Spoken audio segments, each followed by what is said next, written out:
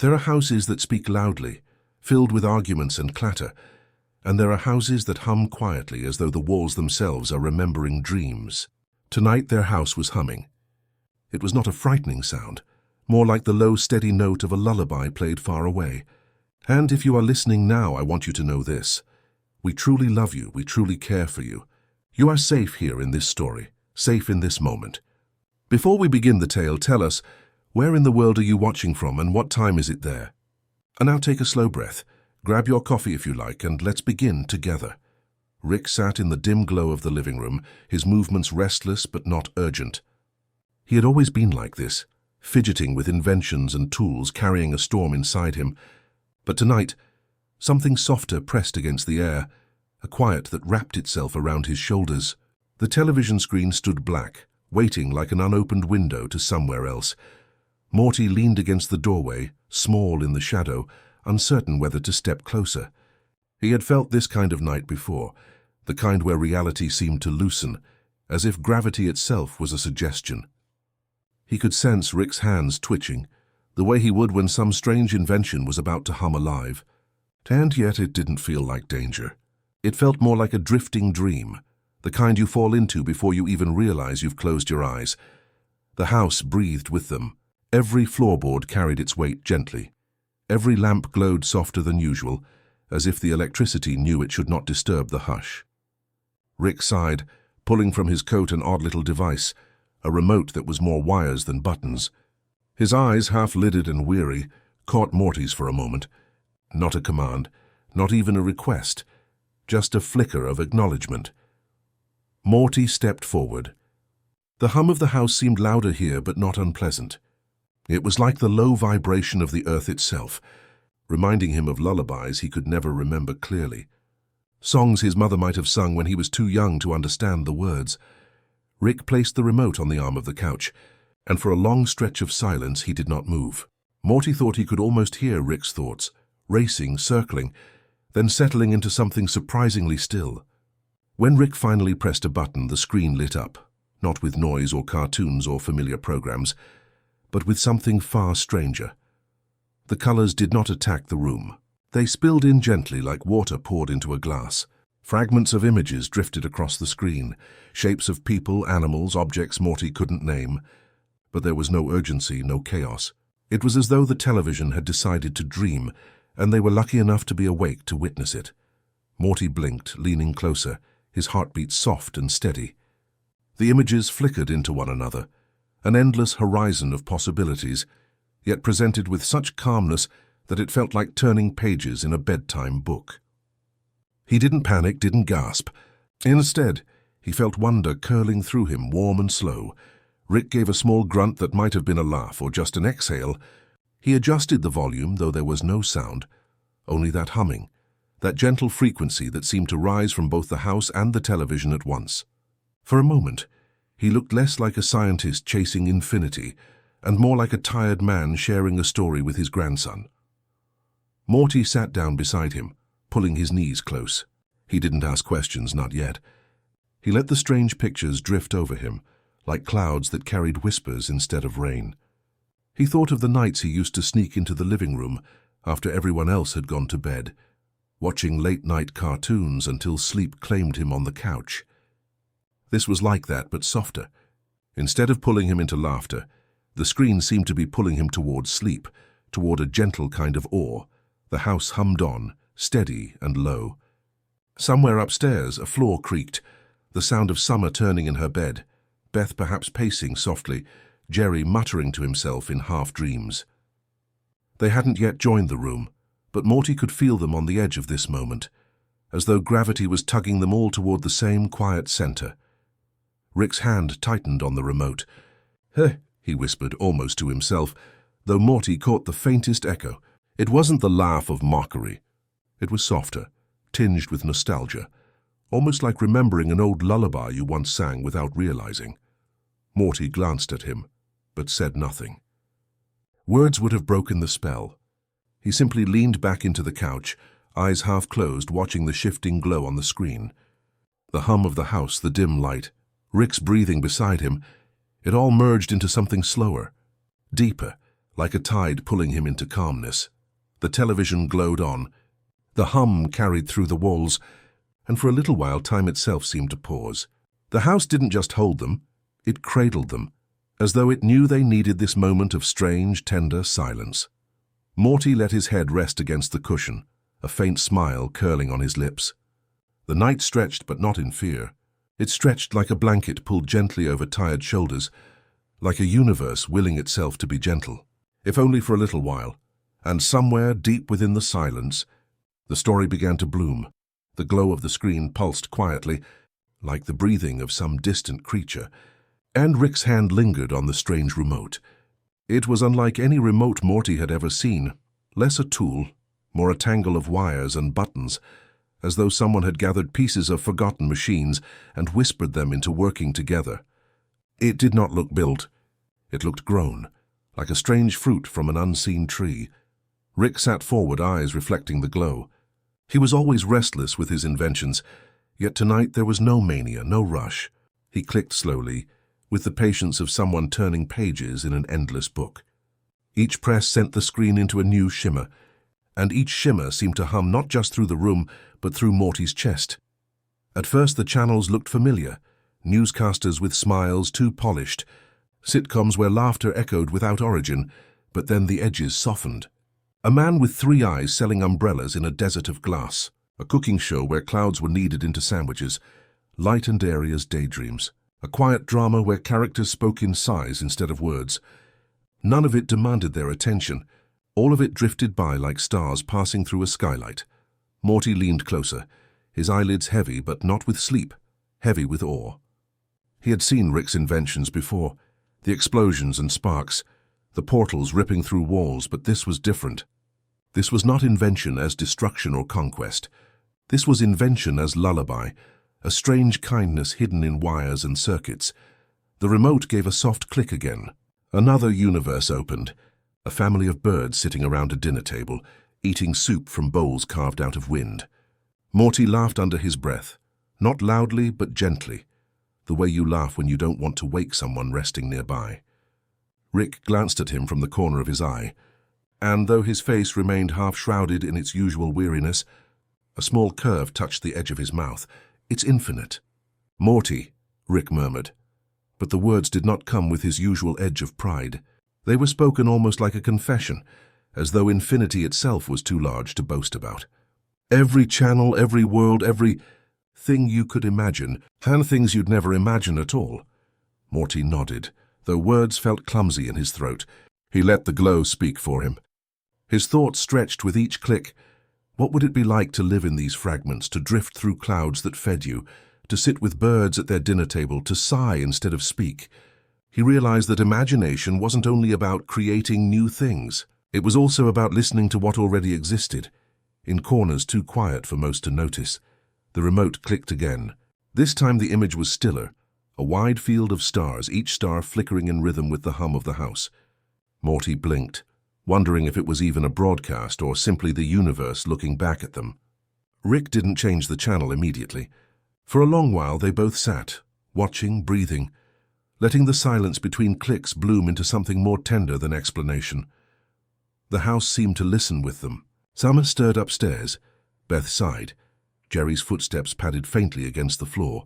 It was as though the remote was tugging them closer, inviting them to share in the quiet wonder of infinite screens. The invention did not belong only to Rick. It belonged to the house now, to the family, to anyone who was willing to sit in the hush and let themselves drift. Rick adjusted the remote in his hand. "You'd think it'd drive a man crazy," he whispered, his voice almost lost beneath the hum. "Infinite choices, infinite channels.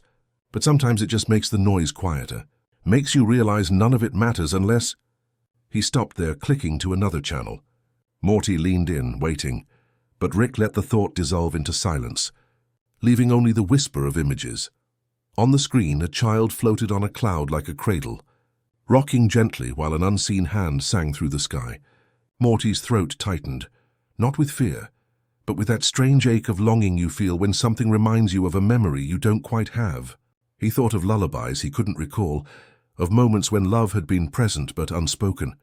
The remote clicked again. A man selling doors that led to nowhere. He smiled earnestly into the camera, promising that even a doorway without an ending was worth having, because the act of opening it meant hope. Morty blinked, stunned by the softness of the idea. Rick snorted gently, but Morty thought he heard affection in the sound, as if even Rick had to admit the absurdity carried its own kind of truth. Each channel slipped into the next, not rushed, not sharp, but like waves lapping against a shore. Morty felt his imagination stretching in new directions, each vision pulling him outward, and yet he also felt the room itself holding him steady like an anchor. Infinity was vast, but family, even this fractured one, was here now, cradled by the hum. Rick finally set the remote down on the armrest, letting the screen linger on an image of lanterns floating upward into a starless sky. They drifted slowly, one by one, fading as they rose. Morty rested his head back, eyelids slipping heavier. The lanterns blurred into fireflies, into stars, into sleep itself. And in that dim living room, with a device that reached beyond universes, and a family hovering near its glow, the night deepened without urgency, without fear, just an infinite hush, carried by a remote that whispered not chaos but wonder.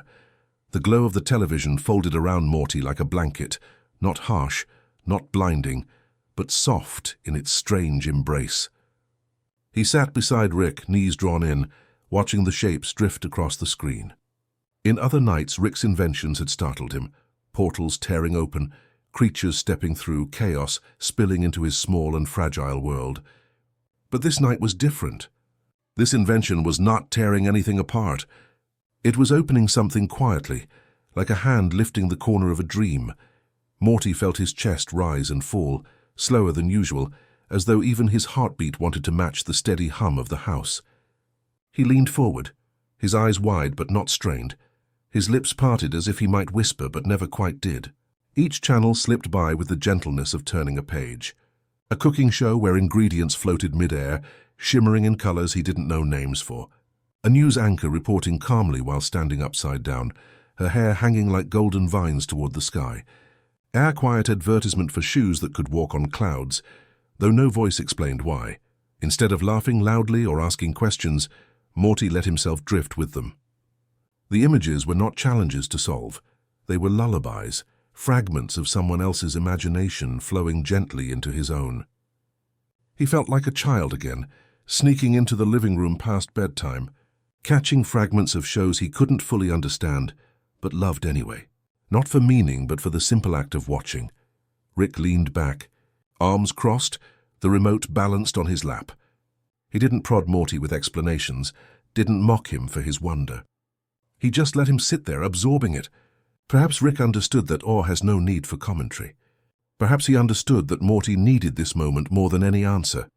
The screen shifted again, now showing a man in a grey suit holding a jar filled with whispers. He opened the jar and the whispers floated into the air, brushing against the ears of invisible listeners. Morty tilted his head, eyes wide, and a small smile tugged at his lips. It wasn't funny in the usual way. It was soothing. A strange comfort, like watching fireflies rise from a jar and scatter into the night. He whispered softly, almost to himself, "It's kind of beautiful." Rick glanced at him, his face unreadable, but he didn't correct or tease. Morty thought he saw something flicker in Rick's eyes, like the echo of his own wonder, though hidden under layers of exhaustion. The channels kept flowing. A family of mirrors having dinner together, each reflecting not themselves but the faces of strangers, passing by outside. A commercial where the product was silence, offered in small bottles, each sip giving you a moment of peace. Morty blinked slowly, his head tilting to rest against the couch cushion. The room, the hum, the glow, they were all blending together, weaving into something like a story told without words. He remembered once, when he was very small, lying in bed while his mother hummed softly in the kitchen downstairs. He hadn't known the tune, but he had felt safe just hearing it. This felt the same.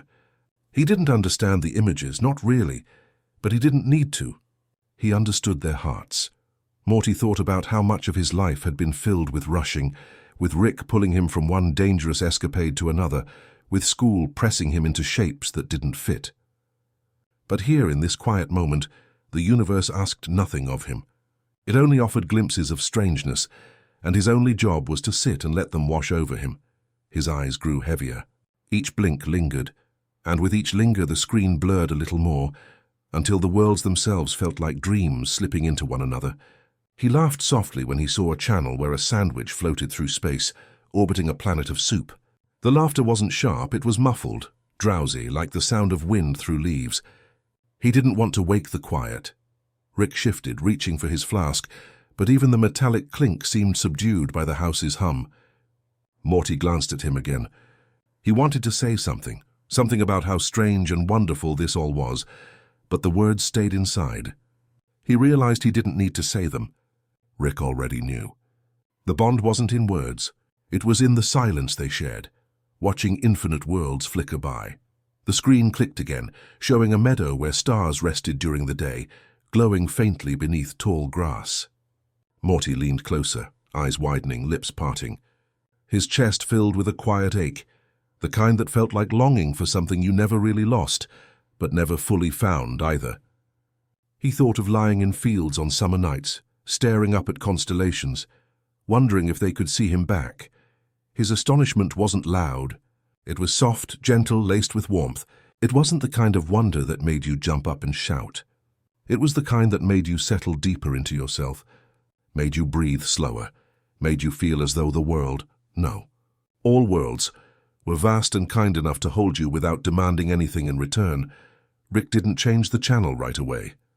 He let Morty sit in it, let him rest inside that meadow of stars. For once, Rick wasn't dragging him anywhere. He was giving him time. Morty blinked again, slower, softer, letting the glow seep into his bones. The astonishment didn't fade, but it grew quieter, steadier, like a flame settling into embers.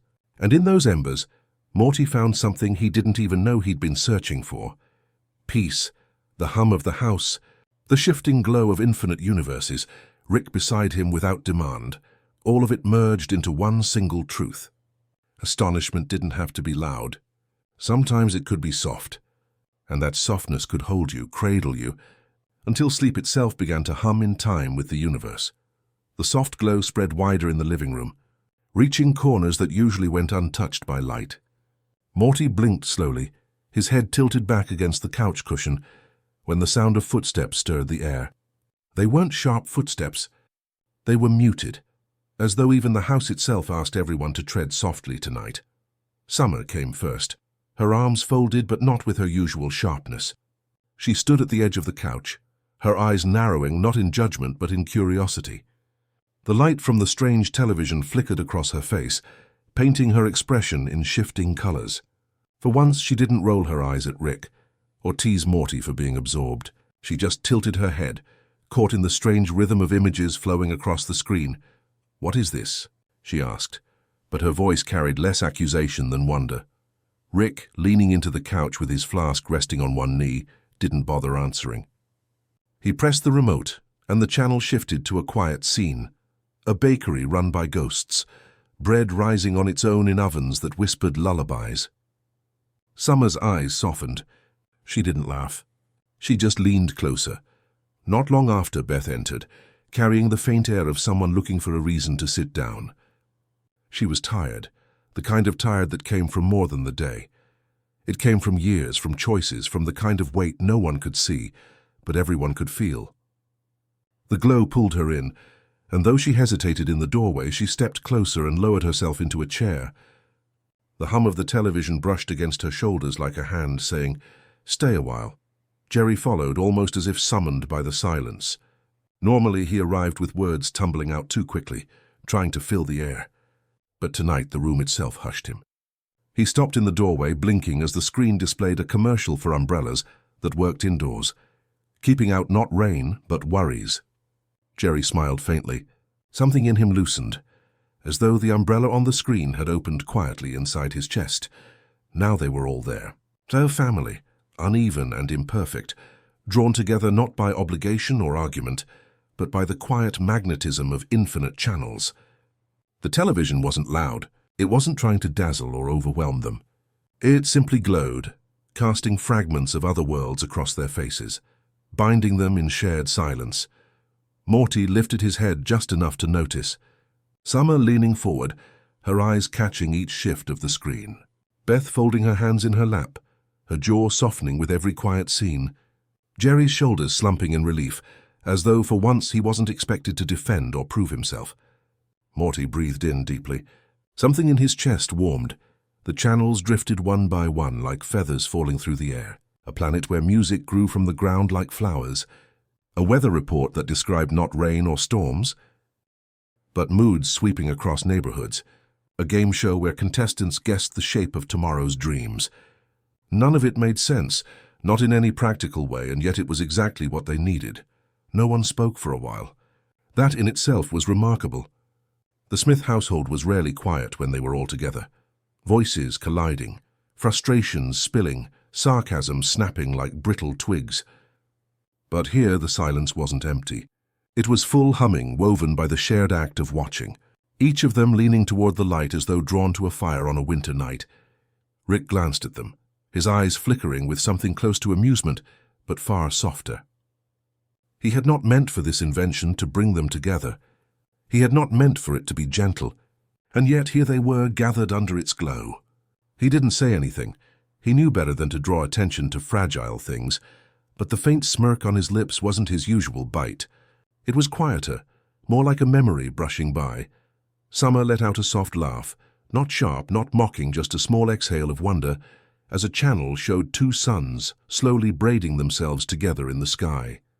Jerry leaned forward, whispering, That's actually kind of nice." Beth glanced at him, and for the first time in a long time there was no edge in her eyes. Only a flicker of recognition. He was seeing what she was seeing, and for once they were in the same place. Morty hugged his knees to his chest, glancing around the room. It wasn't perfect. It never had been. But in that moment, the imperfection didn't matter. The glow held them, like stars caught in a single jar, shining softly without competing. The channels blurred together after a while. A whisper of clouds shaped like boats drifting across a pink horizon. A commercial for clocks that counted heartbeats instead of hours. A comedy sketch where shadows performed plays for the people who cast them. The room breathed with the images, and the family breathed with the room. Beth shifted in her chair, her gaze caught by a channel that showed a woman, herself. But not herself, working in a field of glowing apples. Her lips parted slightly. She didn't speak, but Morty saw her shoulders drop, saw something in her loosen. Summer noticed too, glancing briefly at her mother before returning to the screen. Even Jerry, caught in a channel about shoes that walked in slow motion, seemed touched in a way he didn't know how to describe. The house hummed softly, a steady companion. It was rare, so rare for all of them to sit like this, not fighting, not arguing, not pulling away. Morty let the moment settle deep into him, aware even as it was happening that it was something he would remember, not with sharp clarity, but with the softness of a dream you never want to end. As the channels drifted on, the family leaned closer, not to each other exactly, but toward the same glow, which was almost the same thing. And for that night at least it was enough. The hum deepened, the glow softened, and time itself seemed to pause in the room. For the first time in a long time, they were not separate voices straining to be heard. They were a family gathered in quiet wonder, sharing the strange lullabies of infinite worlds. The television flickered once more, its glow softer than a lantern in mist. The family leaned closer, each of them already suspended in that strange balance between waking and dreaming. The channel changed with a delicate click, and what appeared on the screen felt less like a program, and more like a lullaby meant only for them. A man in a suit stood in front of a simple wooden door. He didn't speak, only gestured to it as though inviting the viewer closer. Then he opened the door, and behind it was nothing. Not darkness, not emptiness, just a space that drifted beyond description. The man smiled faintly, nodded, and closed the door again. The screen faded to black, then reopened on the same man, this time standing before 100 doors, each promising the same nothingness. Morty's lips parted. He exhaled softly, almost a laugh but not a loud one. It was the kind of laugh a child makes when they know they're awake too late, careful not to disturb the hush of the house. He pressed his knees to his chest, eyes bright, his heart quiet but glowing. "That's kind of silly," he whispered. His voice was no louder than the hum of the screen. Rick smirked faintly, the remote balanced in his hand but unmoving. He didn't feel the need to explain. He simply let Morty and the others sit with it, as if the doors themselves held a secret only the silence could reveal. The channel shifted. Now a wide blue sky stretched across the screen, filled with slow-drifting clouds. The narrator's voice, soft as velvet, spoke only one sentence. "Here, clouds taste like sandwiches." A hand reached into the sky, pulled off a slice of cloud, and took a bite. The person's face filled with quiet joy. Summer leaned forward, her lips curling with curiosity. "What kind of sandwich do you think it is?" she asked, but not mockingly, more like a child asking about a fairy tale. "Whatever you want it to be," Morty replied, his eyes never leaving the screen. His answer surprised even himself, but it felt right. Beth's gaze softened. She rested her chin on her hand, the lines of her face loosening. Even Jerry chuckled under his breath, though it was a sound of comfort more than amusement, as if the thought of clouds that could nourish was a kindness he hadn't realized he needed. The images kept drifting, each softer than the last. A man advertising shoes that left trails of light behind every step, not for sale but simply for joy. A commercial for a blanket that remembered your dreams and whispered them back to you as you fell asleep the next night. A travel show where the host floated gently between stars, describing not planets or landscapes, but the feelings each star evoked. Morty's laughter returned now and then, quiet, contained like the sound of a breeze stirring wind chimes. He didn't want to break the spell. He wanted to honor it. Every strange image felt like a bedtime story told by the universe itself, too surreal to be real, but too soft to ever be frightening. The family sat together, still without argument, still without division. Each leaned toward the glow, their faces washed in colors that shifted like passing dreams. They weren't united by understanding. Most of them didn't know what they were watching, not really, but by the gentleness of watching together. It was a unity born not from agreement, but from shared wonder. The channel drifted again. A woman sold small bottles of light, each corked carefully. "For the nights when your thoughts feel too heavy," she said, her voice hushed as though speaking directly to the Smith family in their living room. Morty reached his hand toward the screen, as though he could catch one of those bottles before it vanished. Rick glanced at him and said nothing. For once, he didn't need to cover the moment with sarcasm or theory. He let the silence hold it. Morty's eyelids drooped. His laughter grew rarer, replaced by long blinks and the softened stillness of someone giving themselves to awe. Each channel was more fragile than the last, and he felt as though closing his eyes too tightly might break them.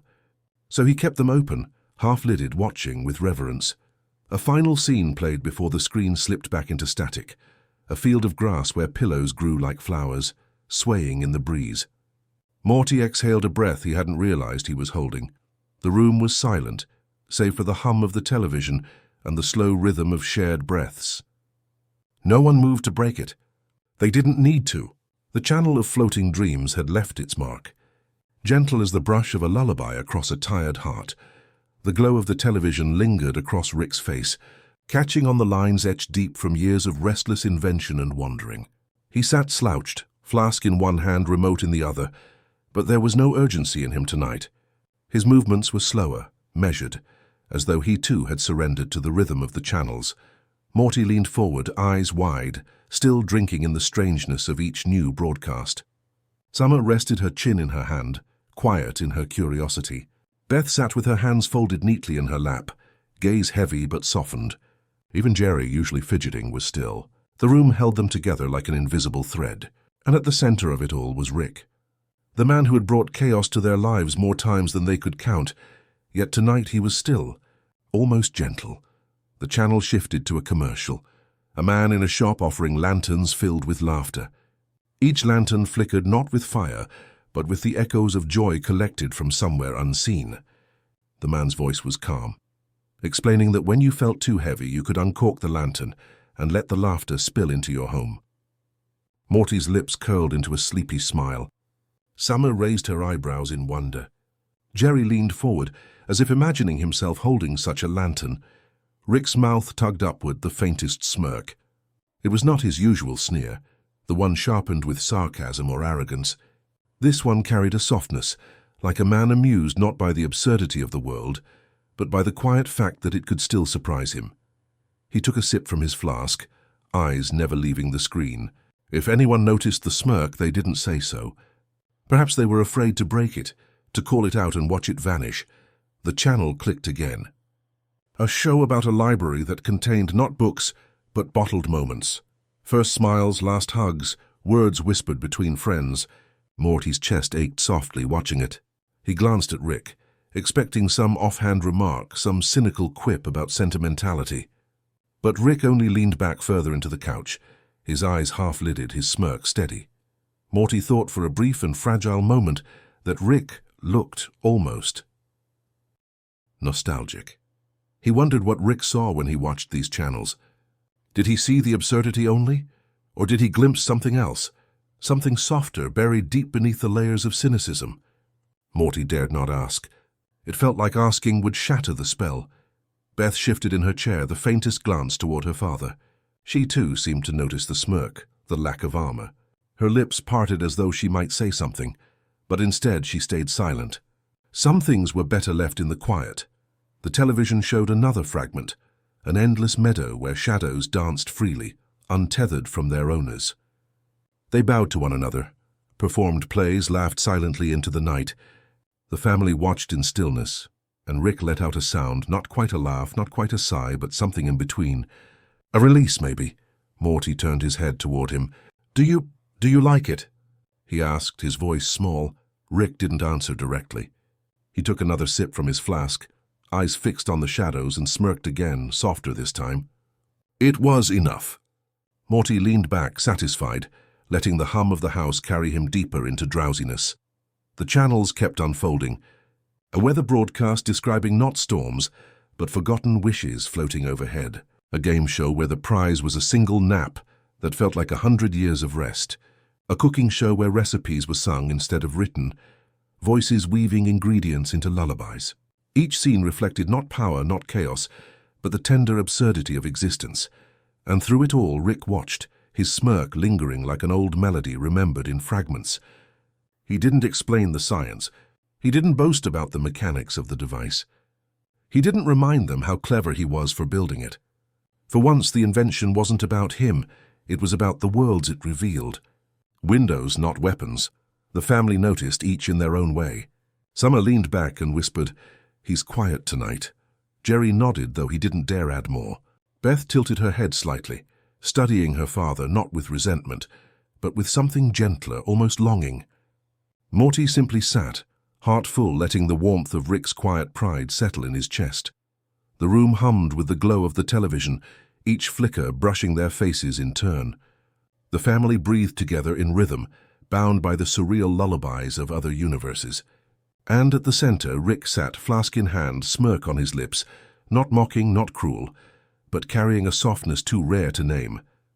It was a smirk that said, "The universe is strange, yes. But tonight at least it can also be tender." The channels kept drifting like clouds across a sky that never ended. Morty sat with his knees tucked close, eyes half-lidded but still awake enough to catch the glow of each new world. He didn't always understand what he saw, but he no longer needed to. Understanding had given way to something deeper, something gentler, acceptance. A click of the remote revealed a show where animals spoke, but not in words, only in colors that shimmered from their fur, pulsing like soft auroras.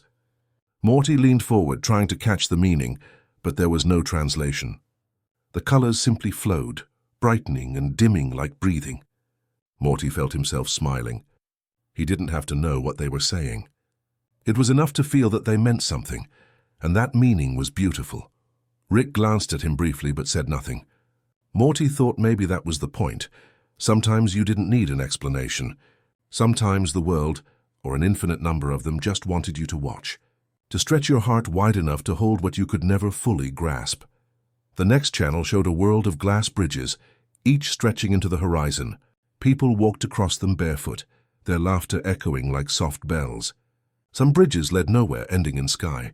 Others curved back on themselves, gentle circles that never stopped. Morty tilted his head, wondering what it would feel like to walk on one of those bridges, to step forward without knowing where it led. His chest ached, but in a good way. The kind of ache that comes when you realize the world is larger than you thought, and your smallness inside it is not a punishment, but a gift. Summer whispered. "That's kind of pretty," Morty nodded, unable to pull his gaze away.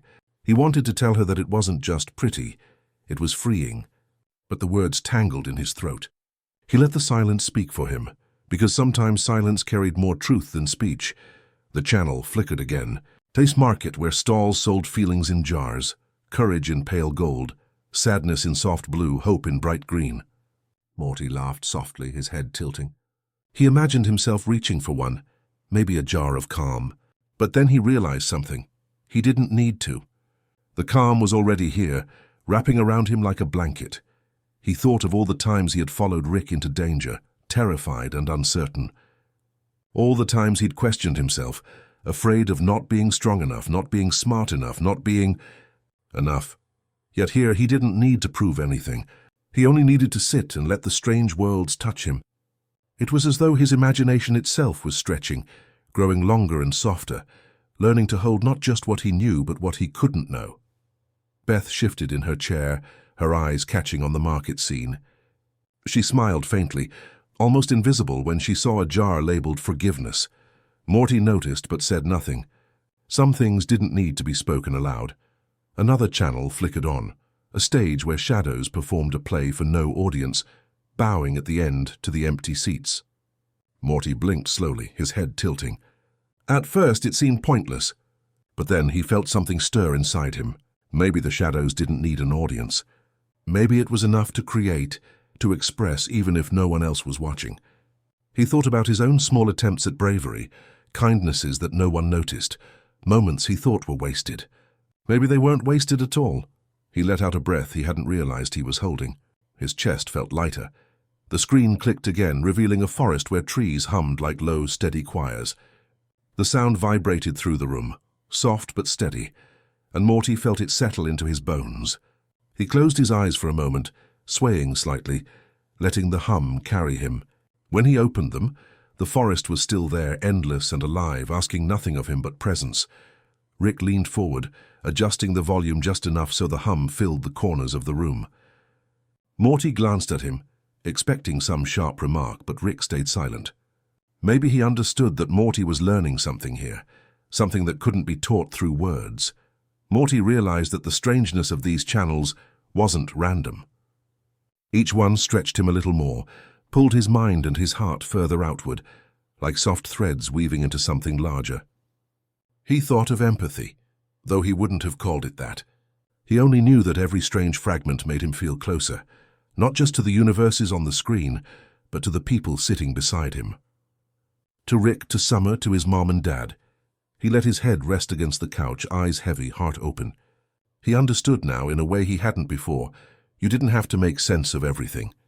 Sometimes it was enough to let the world be strange, and in accepting that strangeness, you found space for others too.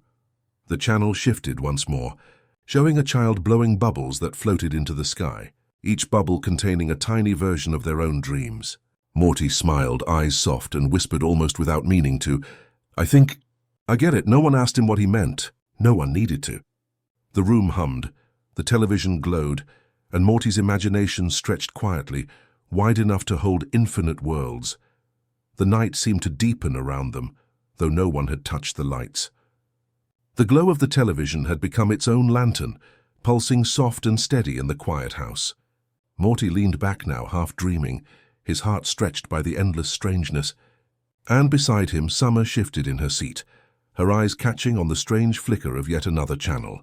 She had started the evening distant, skeptical.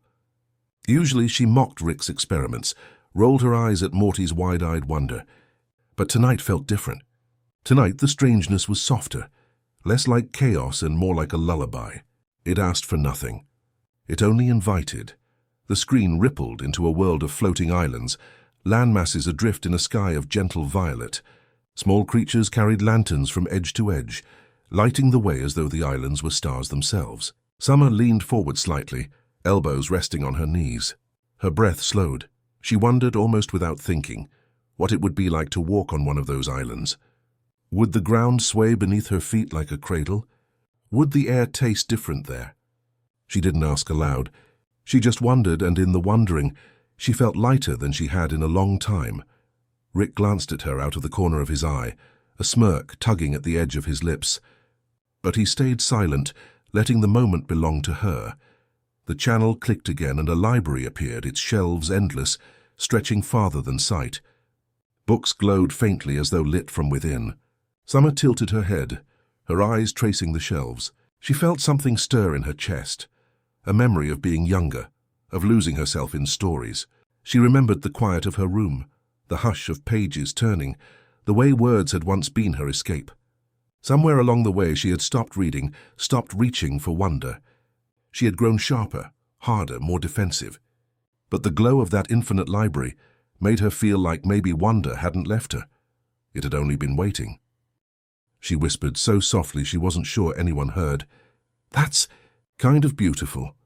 Beth shifted beside her, catching the note of sincerity in her daughter's voice. She didn't interrupt, didn't correct. She only listened. Jerry, too, was still. Even Morty, heavy-lidded, tilted his head toward his sister, as though recognizing something unspoken passing through her.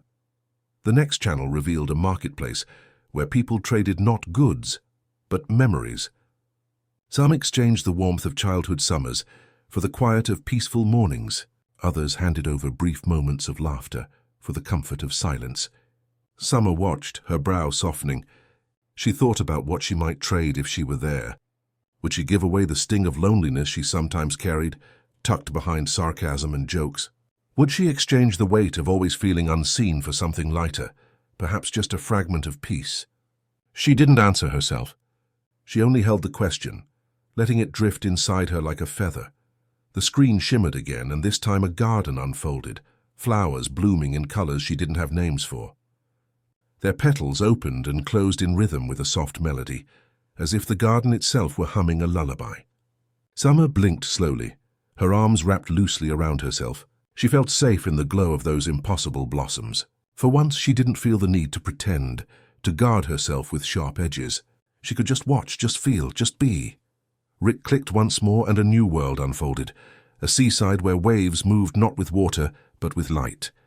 Each swell carried colors across the shore, dissolving into glitter that sank into the sand. Summer's lips parted slightly. She leaned closer, her reflection faint in the glow. She thought of long walks she had never taken, sunsets she had always rushed past, dreams she had told herself she didn't need.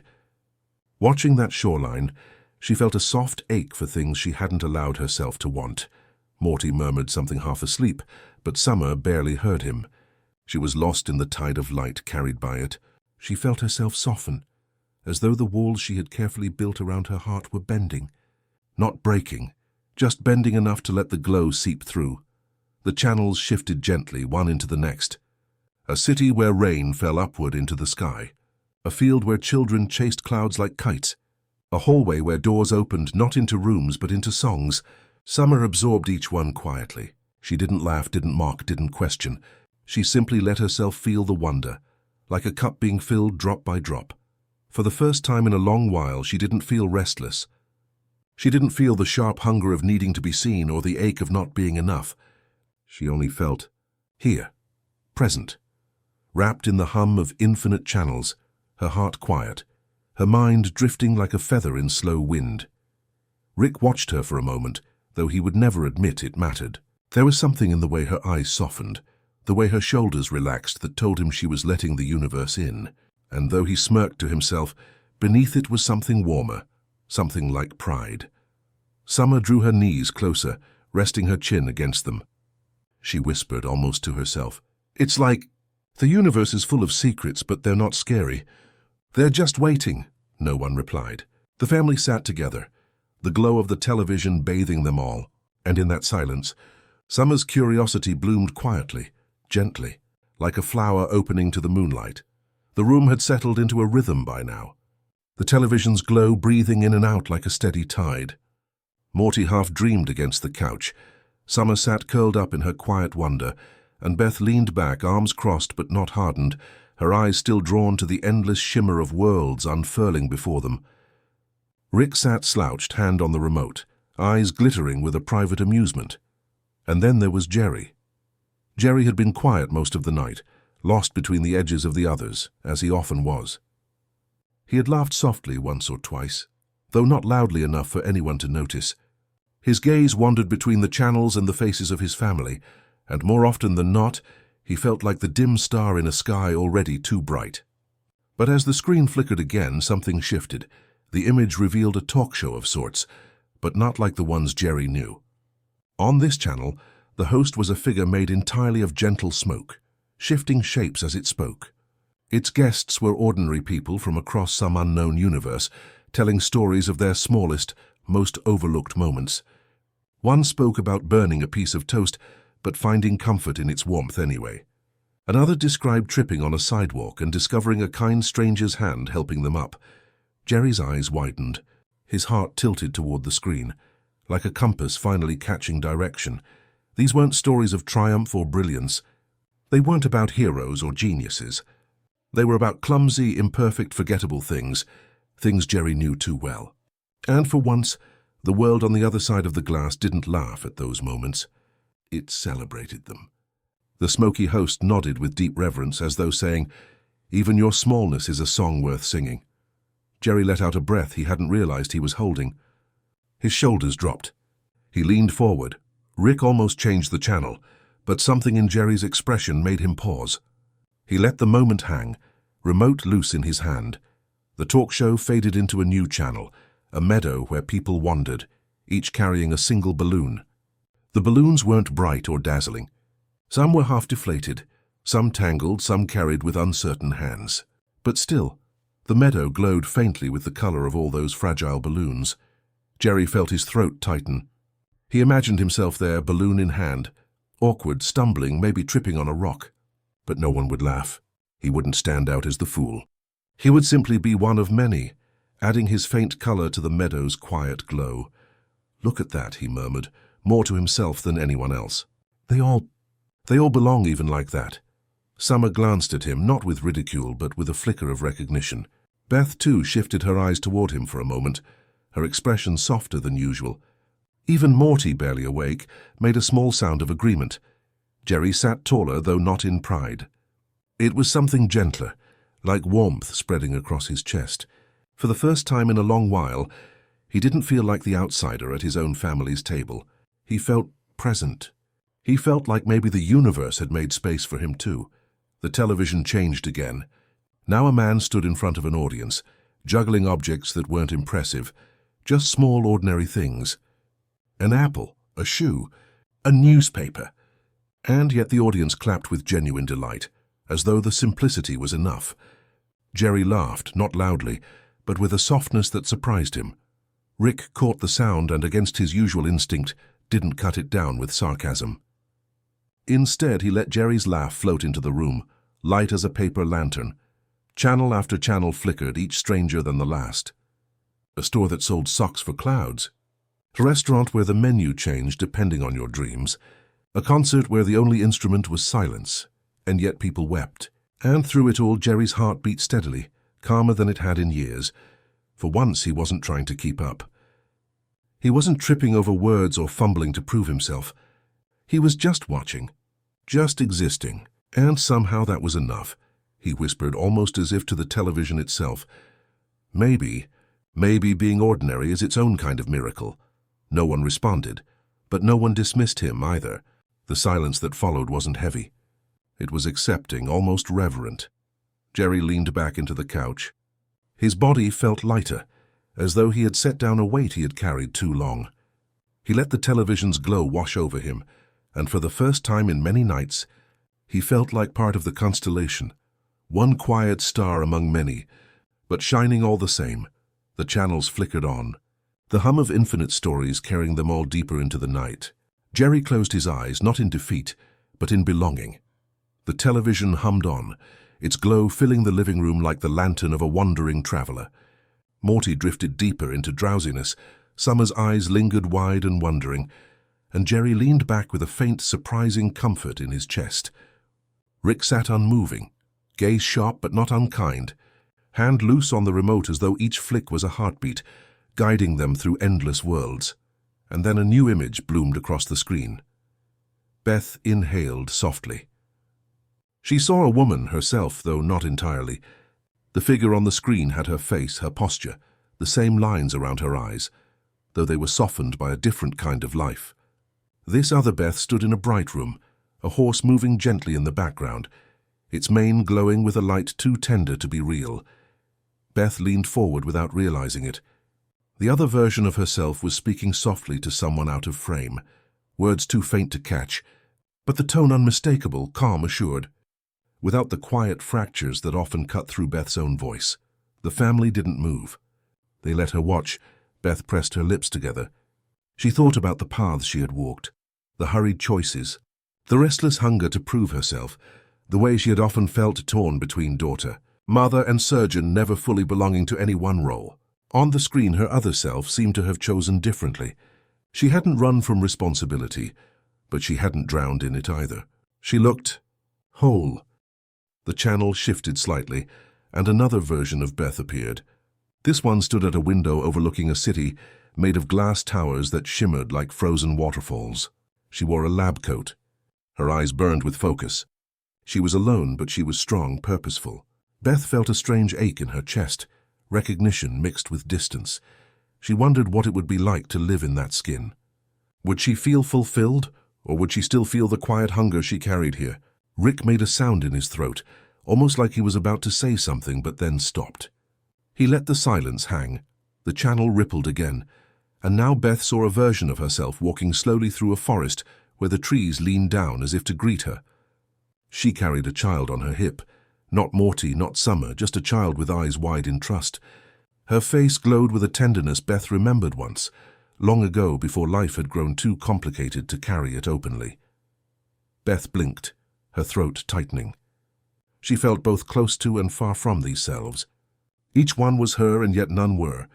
She thought of rivers, splitting and winding, each branch carrying water from the same source but flowing toward different seas. And for the first time she didn't feel regret. She didn't feel the sting of what if pressing sharp against her ribs. She only felt gentleness. The universe seemed to whisper, all paths are valid, all branches flowing. You are still water, no matter where you drift. The room was quiet. Even Jerry, who often tried to fill silence with nervous words, stayed still, as though sensing the sacredness of this moment. Beth let her shoulders drop. She had been carrying herself so tightly, so rigidly for so long. Watching these versions of herself, she felt permission to soften, to breathe. She whispered almost unconsciously, "There are so many ways to be me." Morty stirred but didn't open his eyes. Summer glanced at her mother with a softness that surprised even herself. Rick said nothing, though his gaze flicked toward Beth for the briefest moment, his smirk fading into something unreadable.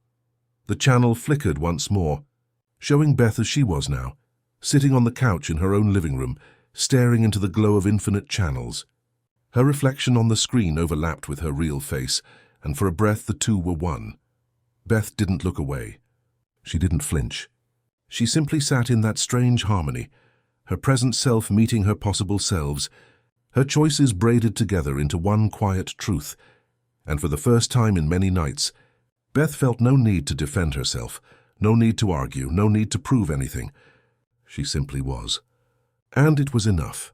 The screen shifted again, the next channel already waiting. But Beth lingered in her own reflection, her heart soft, her mind still humming with the rivers of possibility. The television glowed, the family breathed together, and the night deepened, gentle, endless.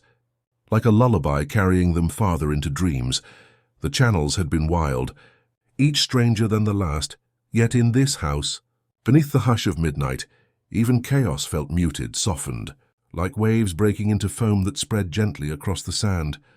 Rick's remote clicked again, and the screen leapt to life with images that should have been absurd, overwhelming. But instead, they came like fragments of a dream, fleeting, drifting, half-fading even as they arrived. A commercial announced a medicine for people who forgot what shoes were. Actors walked barefoot through meadows of laughter, their confusion oddly serene. The scene dissolved, leaving behind only the quiet echo of voices fading into the hum of the television. Morty smiled faintly in his half-sleep, not jolted but soothed. To him, it felt like listening to a lullaby sung in a language he didn't know, but still somehow understood. The next channel sparked with energy. A news broadcast, where the anchors were made of clouds.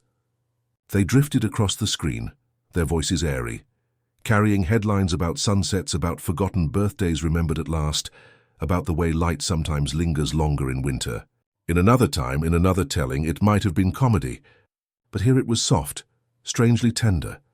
Summer's eyes glowed in the flickering light. She no longer looked for meaning. She simply let it wash through her. Rick clicked again and the chaos grew brighter, a marketplace where people traded in stars, carrying them gently in jars, setting them on shelves like glowing fruit. Someone sneezed and their star burst into glitter. Laughter rose, not harsh but kind, carrying no sharpness. Jerry chuckled, surprising himself, and no one interrupted him. The channels tumbled onward, each stranger than the last. A commercial for a sandwich so big it was also a house. A drama where the characters spoke only in sighs. A game show where contestants guessed the weight of their own dreams. Yet even as each absurdity unfolded, it felt less like noise and more like drifting sparks of wonder, flickering and fading before they could overwhelm. Beth tilted her head. She realized almost in awe that the madness she once expected from Rick's inventions had softened here. Nothing demanded attention. Nothing tore at her nerves. Instead, everything moved like the rhythm of breathing, in, out, filling the silence with something tender, not threatening. Rick glanced at them, smirk hovering at his lips. He knew what this looked like in another telling. Loud, ridiculous, too fast to follow. But in this room, at this hour, his family didn't fight against it. They let the strangeness hold them, rocking them closer to sleep. Even Rick himself seemed softened by the rhythm. His hands moved slower on the remote, his gaze quieter, like someone humming a lullaby without realizing it. The screen shifted to an advertisement for shoes that whispered lullabies as you walked. Summer laughed gently, shaking her head, but her laughter carried no mockery. Morty whispered, eyes still closed. "That's kind of nice." And Jerry, of all people, nodded, as if he could imagine walking in shoes that sang him softly to sleep. Another channel unfolded, a courtroom where the judge was a tree, its branches swaying as it listened patiently to stories rather than arguments. The accused and the accusers both wept, not from anger but from the relief of being heard. Morty stirred, eyelids fluttering, caught between dream and waking. Beth pressed a hand lightly to her chest, feeling her heart steady. What could have been noise, an overload of nonsense, had become something quieter, stranger, yet soothing. The chaos was still there, but it had been transfigured, like thunder heard from far away, softened by distance, until it became almost like a drumbeat in the sky. Rick changed the channel once more. A child on the screen sat with their grandfather, sharing sandwiches made of starlight. They spoke about nothing important, nothing urgent, just small things, the way the sky turned violet before sleep, the way a cloud looked like a dog for only a moment. Summer's eyes glistened faintly, though she didn't speak. Jerry smiled without realizing. Beth closed her eyes, letting the glow rest against her face. Morty's breathing slowed. The madness of infinite channels blurred now into something else. Not jokes, not commercials, not noise. It became rhythm. A slow rocking rhythm, like being carried downriver. The television hummed, the channels flickered, and in that softness, chaos lost its teeth. It became a cradle instead, and in that cradle, the family leaned closer to one another, without moving an inch. The room had grown warm in the glow of the television, the air thick with the hum of infinite channels that folded into one another like pages in a dream. Morty sat tucked into the corner of the couch, his eyelids heavy but his heart strangely awake. Each flick of Rick's remote sent sparks of absurdity dancing across the screen, but what once might have felt overwhelming now moved like the tide. Slow, inevitable, soothing. Morty had always been swept along in Rick's experiments, caught between awe and fear, wonder and confusion. Usually he stumbled, clung to reason, begged Rick to stop. But tonight was different. Tonight, the strangeness didn't demand courage or quick thinking. It asked only to be seen, to be felt, to be allowed to drift past like stars across the sky. Rick clicked the remote, and Morty's gaze lingered. On screen, a world appeared where entire cities floated on the backs of whales. People waved from rooftops as the creatures swam through a sea of clouds. Morty felt his chest swell. He could imagine walking along those drifting cities, balancing carefully as the sky moved beneath his feet. He could imagine laughing, not in fear but in wonder. He let out a small sigh, almost like a child whispering into the dark. Another click. The screen filled with a choir made of lanterns, their flames flickering in harmony. They didn't sing with voices, but with light glowing brighter and dimmer in patterns that felt like lullabies. Morty leaned forward, his hands curled loosely in his lap. The light reflected in his eyes, and for a moment he felt as if he too were glowing, his small presence part of the pattern. Morty thought about how vast the universe was, how endless. Rick told him often, sometimes cruelly, sometimes carelessly. He had seen enough to know it was true. Infinite worlds, infinite choices, infinite lives unfolding without him. And yet here he was, a single boy in a single living room, held between his family and the hum of a television that whispered impossible things. A quiet truth stirred in him. Even if there were infinite channels, infinite stories, infinite versions of himself scattered across universes, none of them mattered more than this moment. Sitting here, shoulder brushing against Summers, his mother's steady breathing nearby, his father's awkward chuckle still echoing faintly, Rick's silhouette against the screen. This was the story he had, and it was enough. Morty blinked slowly. His chest tightened, not with fear, but with something gentler. Gratitude. He thought about the arguments, the chaos, the times his family felt like it might shatter apart. And yet tonight none of that mattered. Tonight they were together, not speaking much, but sharing the same glow, the same wonder. He realized that this quiet gathering was rare, precious, a constellation that might not last forever, but was no less beautiful for its fragility. The channels flickered again.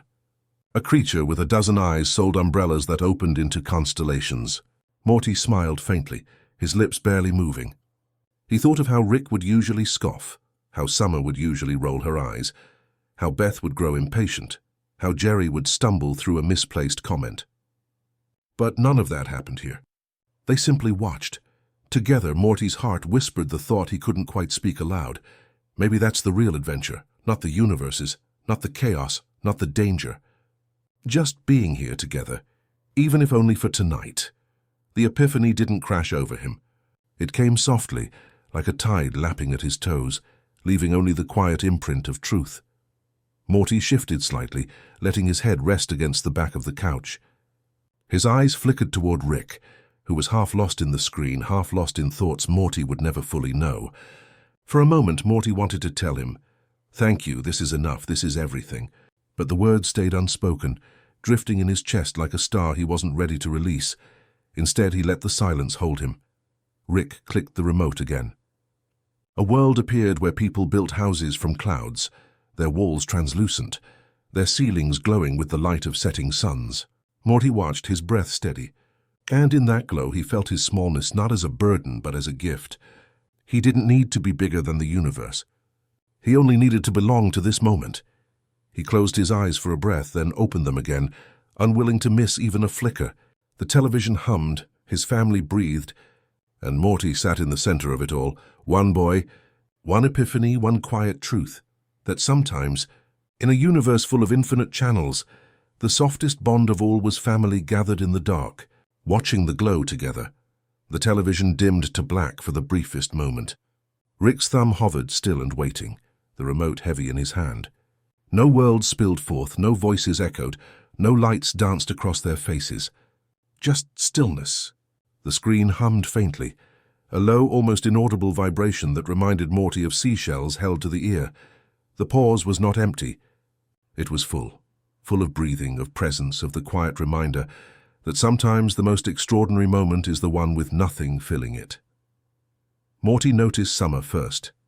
She didn't fidget or scoff or pull away. Her shoulders eased, her gaze softened as though she had been waiting for silence all along.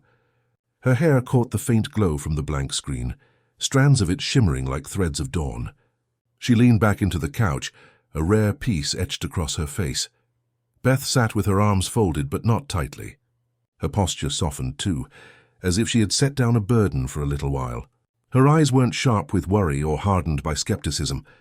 They were simply there, calm, reflective, letting the silence speak in ways words never could. Jerry exhaled, a sound louder than he meant it to be. But no one shushed him. No one teased. His breath became part of the silence, part of the rhythm filling the room. For once his presence wasn't awkward or misplaced. He belonged. Rick, as always, seemed caught between worlds, half here, half elsewhere. But even he let the pause linger. He didn't rush it, didn't fill it with words or distractions. His gaze stayed on the blank screen, his eyes unreadable, though perhaps there was the faintest hint of softness there, something like nostalgia, something like surrender. And Morty. Morty felt the silence settle into him like a blanket. His chest rose and fell in quiet rhythm, his heartbeat slowing to match the hush. He realized how rare this was. Not the infinite channels, not the absurdity of worlds colliding, but this, the family together, breathing in time, not broken, not arguing, not apart. Just here, just now. It struck him softly but firmly that silence could be louder than the most chaotic universe. Silence didn't demand attention. It invited presence. It didn't confuse. It clarified. And in that moment, Morty understood something he hadn't before, that pauses were part of the story too. Without them, everything blurred into noise. With them, meaning could bloom. The air in the living room felt thick but tender, like the pause after a lullaby's final note.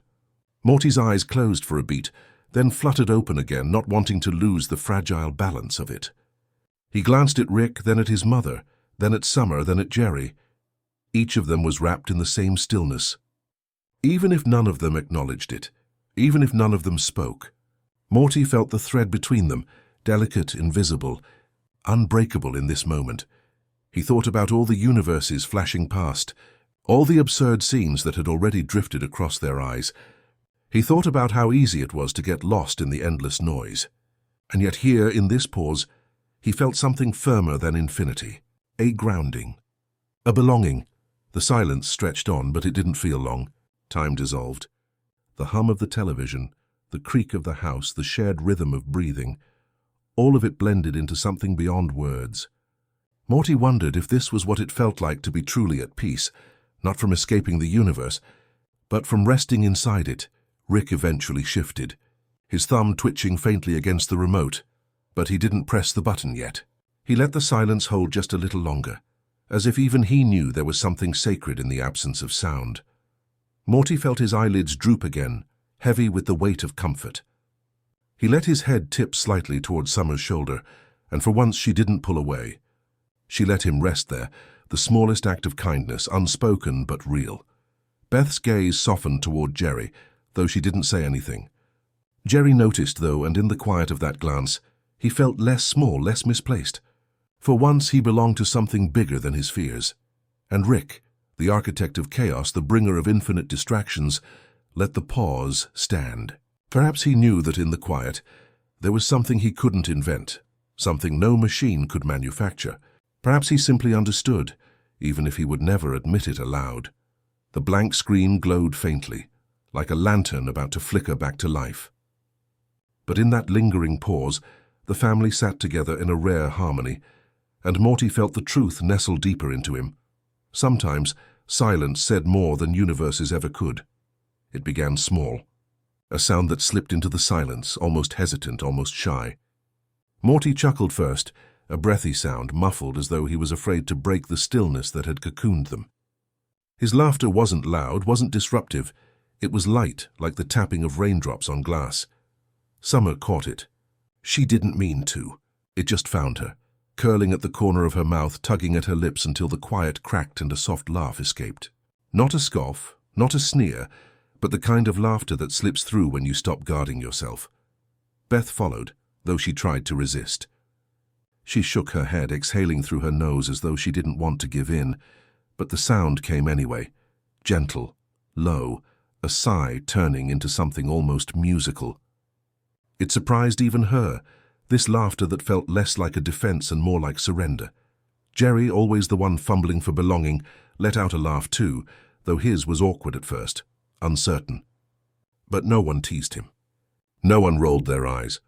Instead, his laughter folded into theirs, and together it blended into something harmonious. For once, Jerry's laugh wasn't the punchline. It was the harmony note in a song the family didn't realize they knew how to sing. Rick didn't laugh right away. His eyes stayed fixed on the blank screen, his face unreadable. But then, with a crooked smile, a quiet chuckle slipped from him, low and husky. It was not the sharp bark of amusement he sometimes offered, nor the derisive snort of superiority. It was different, softer, warmer, tinged with something almost like nostalgia. And with that, the laughter became whole. It wasn't a roar. It wasn't the chaos of a crowd, or the absurd shrieks that the channels had shown them. It was delicate, tender, as though the sound itself were careful not to wake someone sleeping nearby. The laughter wove itself through the room like a breeze through wind chimes, fragile notes ringing together, never clashing, never too loud.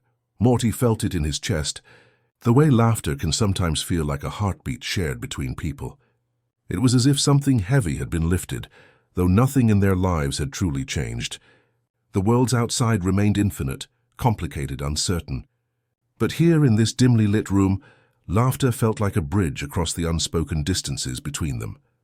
Summer tilted her head back, her hair spilling across the couch cushion, her eyes closed as her laughter softened into a smile. She looked younger for a moment, almost like the little girl she had once been, free of sarcasm and shields. Beth's shoulders eased, the tension of years unwinding just a fraction. Her laughter had faded, but the smile lingered, and Morty noticed it. A smile that didn't come often, but when it did, it warmed the entire room. Jerry, emboldened by not being the odd one out, leaned into the moment, his grin wide, his eyes crinkling. He didn't feel foolish. He didn't feel invisible. He simply felt part of something.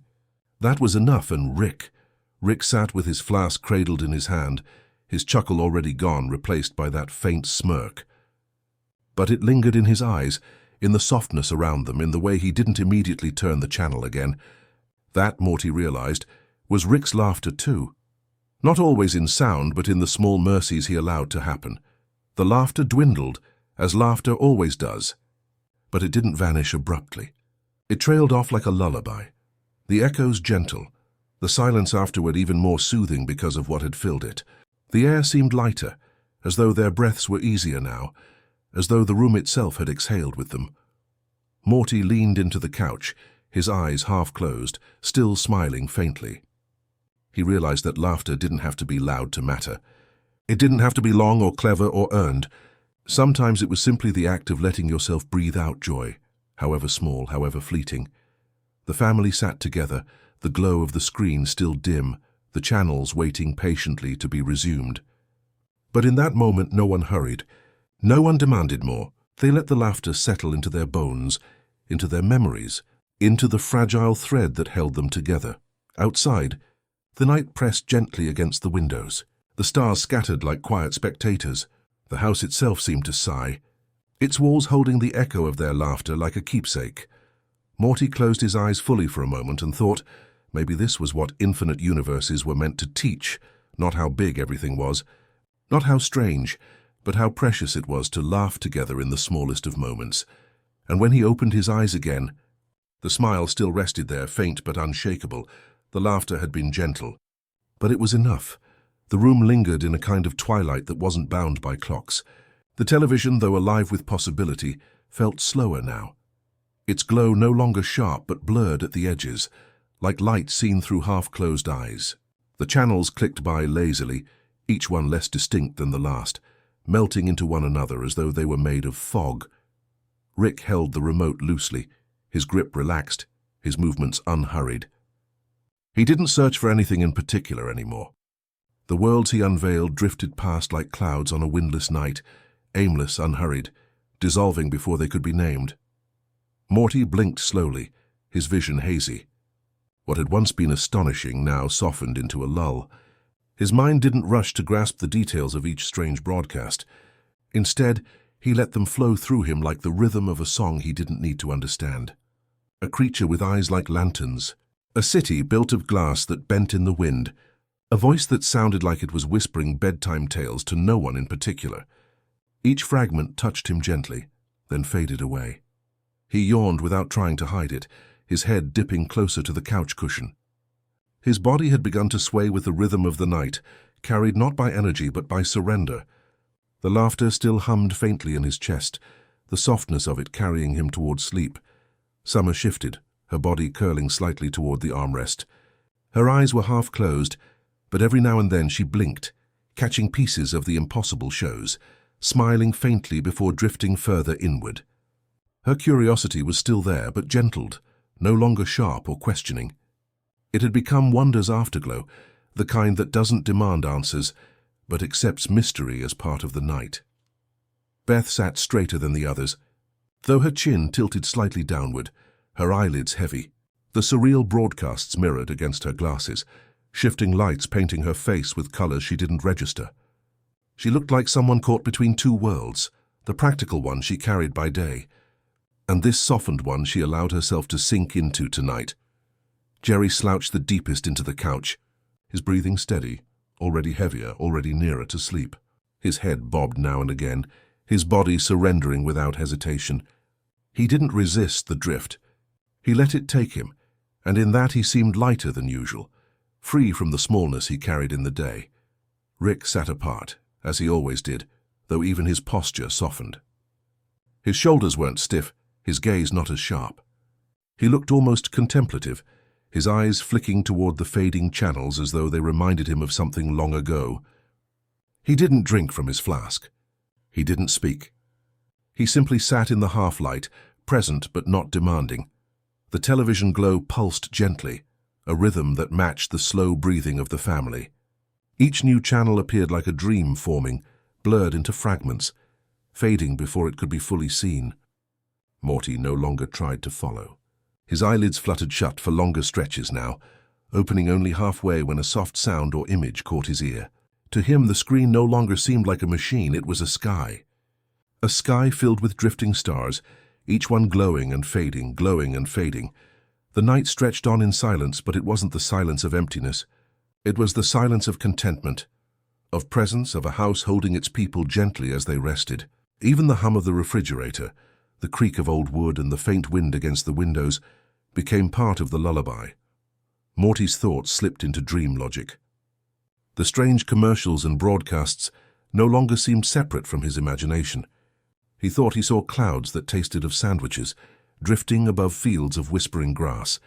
He thought he heard someone telling a story in the language of starlight. None of it felt frightening. It all felt like being rocked to sleep. Summer's breaths grew steadier, each one like a tide washing against the shore. Jerry's soft snore began, not disruptive but rhythmic like the ticking of an old clock. Beth leaned her cheek into her hand, her eyes finally giving in. The family had not set out to fall asleep together, but the night had carried them here regardless. Rick glanced around the room once. He saw Morty's head tipped against the cushion, his mouth slightly open, a peacefulness rare for the boy. He saw Summer curled soft around the edges. He saw Beth and Jerry, both surrendered to the night's hush. And though he would never say it aloud, his eyes lingered with something close to fondness. The television flickered faintly, its glow softer, dimmer. Rick didn't turn it off. He let it hum on, its low light bathing them all in a glow that felt less like technology and more like moonlight. He leaned back, his own eyelids heavy but unwilling to close. He took a long, slow breath, and for once he didn't chase distraction. He let the night be. The channels blurred into one long dream.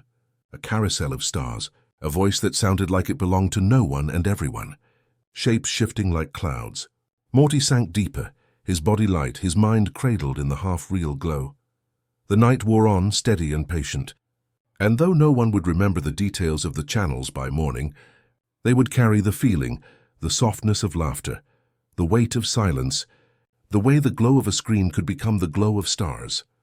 In the quiet heart of the house, time loosened its grip. And gently, one by one, they surrendered to sleep. Rick sat back, the remote loose in his hand, his flask resting untouched beside him. The hum of the television wrapped the room in a low glow, shadows breathing against the walls. Around him, the family had softened into sleep. Morty's head lolled to one side, his lips parted in quiet breaths. Summer curled toward the armrest, her brow smooth in a way Rick hadn't seen since she was small. Jerry's snores were steady, unbothered. Beth sat slouched, her hand propping her head, her eyes closed, strands of hair falling across her face. Rick looked at them one by one, the corners of his mouth twitching, Not into his usual grin, not into a smirk of superiority, but into something quieter, something fonder. He would never admit it. He would never let the words slip past his lips, but the truth pulsed softly inside him. He had meant to show them absurdity, and instead he had given them wonder. The cable box was supposed to be another distraction, another invention meant to tear at the seams of their tiny world, to remind them how small their lives really were compared to the infinity outside. He had expected confusion, maybe even discomfort. He had half wanted to prove a point. That reality was nonsense, that meaning was fragile, that everything they thought mattered was just one channel among billions. But as the night stretched on, something else happened. Instead of breaking them apart, the infinity on the screen had drawn them together. The absurdity had softened into lullaby. The chaos had become comfort. And now, as Rick looked around at their sleeping forms, he felt something rare, a swell of pride. Not the sharp pride of ego, but the quiet kind, the kind that warmed the chest and stayed unspoken. He leaned back further, the couch creaking faintly under his weight. His eyes flicked to Morty, and for a moment he saw not the nervous, bumbling boy who tripped over himself in adventure after adventure, but a child resting peacefully, trusting the world enough to sleep. Rick's pride deepened. Morty had grown tonight, not in strength, not in knowledge, but in softness.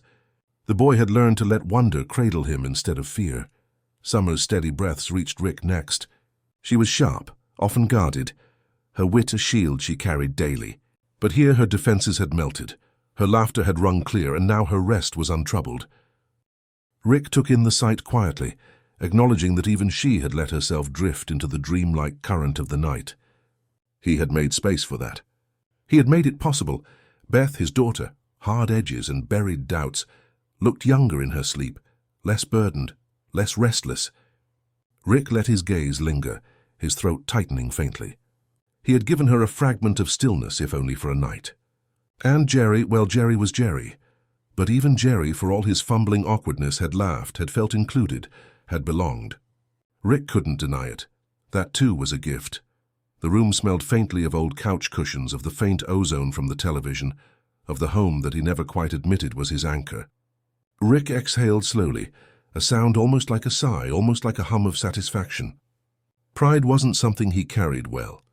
It didn't suit the armor he wore around his heart, but in this quiet, he allowed himself to feel it.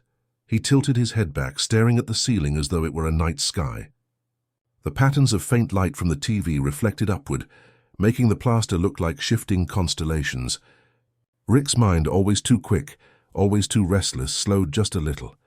He thought about the infinite universes he had seen, all their noise, all their chaos, all their endless strangeness. And yet none of them compared to this simple room, this soft glow, this family gathered in unplanned unity. His pride deepened into something gentler, something almost like love. He would never say it aloud. He would never let them see it. But he felt it, in the weight of the silence, in the memory of their shared laughter, in the sight of them resting together. He had wanted to show them the void. Instead, he had shown them wonder. And for once, he didn't mind. Rick reached for his flask, not to drink but to hold.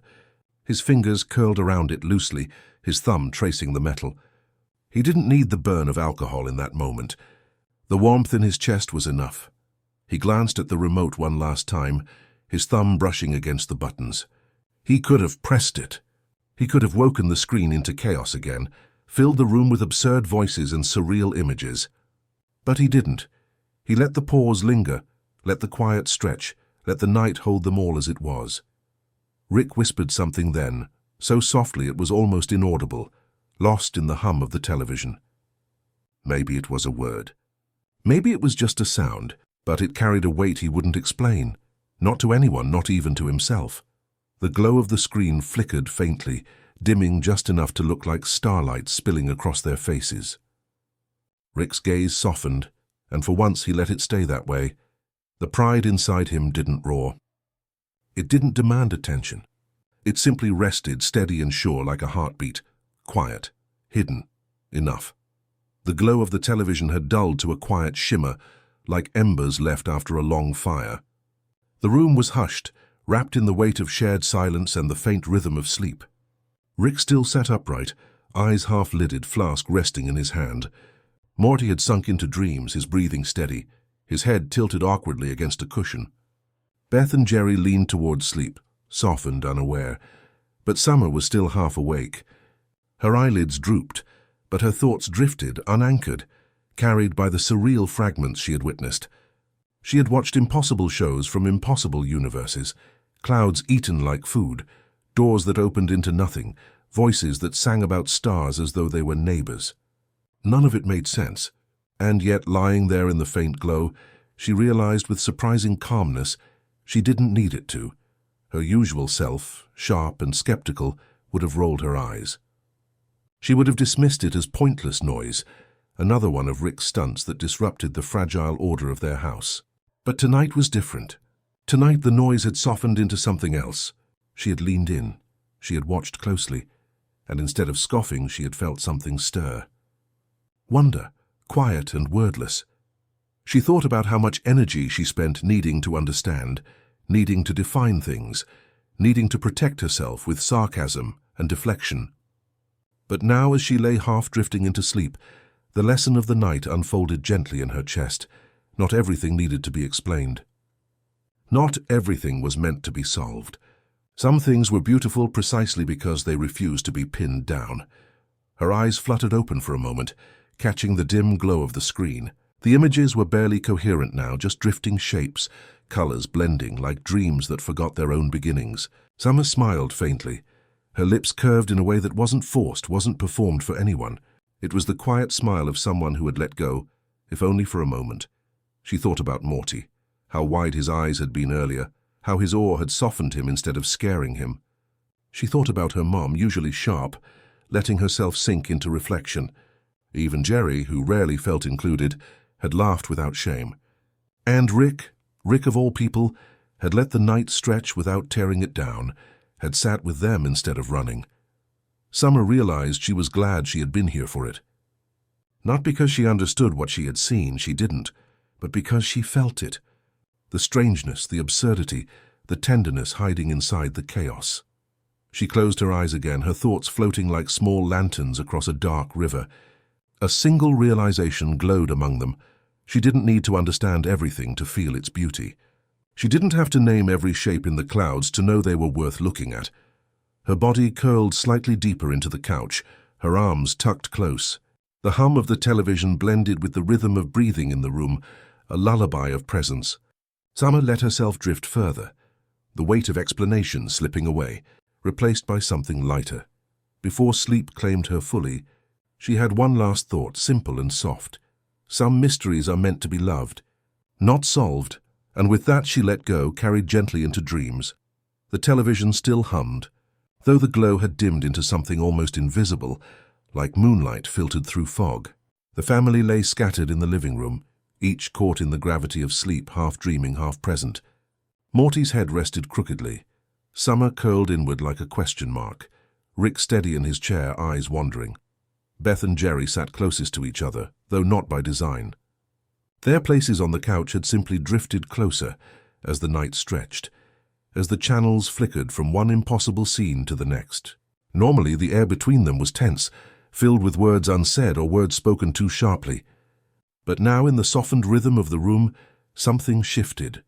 Jerry's eyes, heavy but awake, had followed a fragment of a broadcast, an endless parade of floating sandwiches drifting through a pink sky. He had chuckled to himself quietly, almost shyly, and then glanced at Beth. He expected disapproval, maybe a sigh or the tired look that said she had already lost patience with him. But Beth wasn't rolling her eyes. She wasn't pulling away. She was watching too, and her face was calm, almost softened by the dreamlike strangeness of it all. Her expression carried a quiet sadness, but also a peace, like someone watching rain fall after a long drought. Their eyes met. It wasn't long, not dramatic, just a shared glance, fragile as glass. And in that glance something passed between them, something wordless, something almost forgotten, a reminder that once, long ago, they had been more than arguments and disappointments. Once they had looked at each other with possibility instead of regret.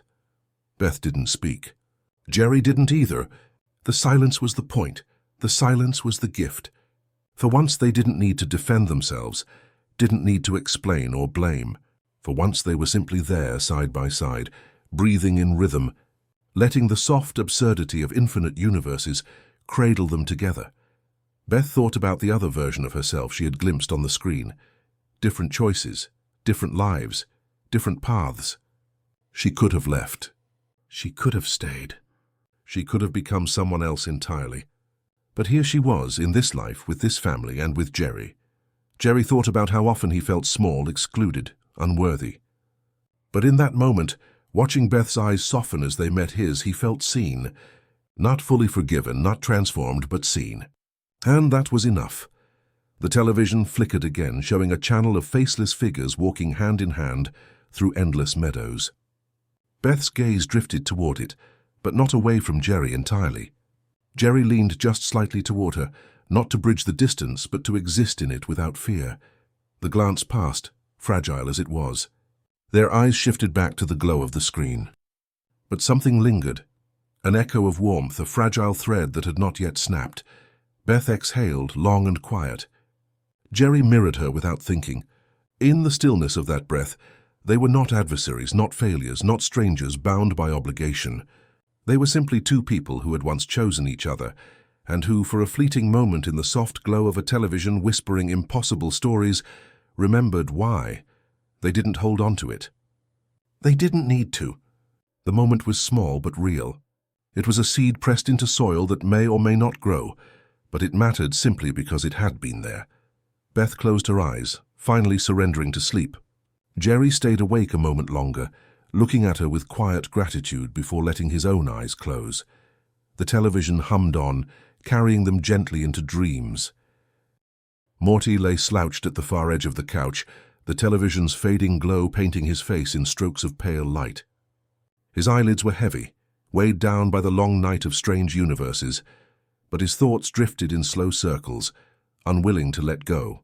The room had fallen quiet except for the gentle hum of the channels, a lullaby of static and far-off voices that seemed more like dreams than broadcasts now. He looked around at his family. Summer curled up in her corner, her breath steady, hair falling across her face like a veil. Jerry slumped against one cushion, his head tilted awkwardly but somehow peaceful. Beth leaned softly into the shadows, her face smoothed into rest, no sharp edges of worry or disappointment showing. And Rick sat upright in his chair, flask at his side, eyes half open, gazing not at the television anymore, but at something only he could see. Morty's chest filled with something he didn't have words for. He thought about the channels they had watched, the impossible commercials, the glimpses of lives that weren't theirs. So many worlds, so many versions of people like them and not like them. It was dizzying, overwhelming. And yet what mattered most was this. They were here together in this one living room, sharing this one strange night. He didn't say it out loud. Morty never really did. But inside, in the quiet space of his heart, he whispered thank you. Thank you to Rick, even if Rick would only scoff if he knew. Thank you for showing them something more than routine, for giving them a glimpse of the infinite, not as chaos but as wonder. He whispered thank you to his mom, who carried her strength like an armor, even when it weighed her down. Thank you to his dad, who often stumbled but still stayed, still tried. Thank you to Summer, who teased him and fought with him but also leaned against him when the night was too heavy. Most of all, thank you for this moment, for the hush that settled over them like a blanket, for the fragile peace of a family gathered under starlight.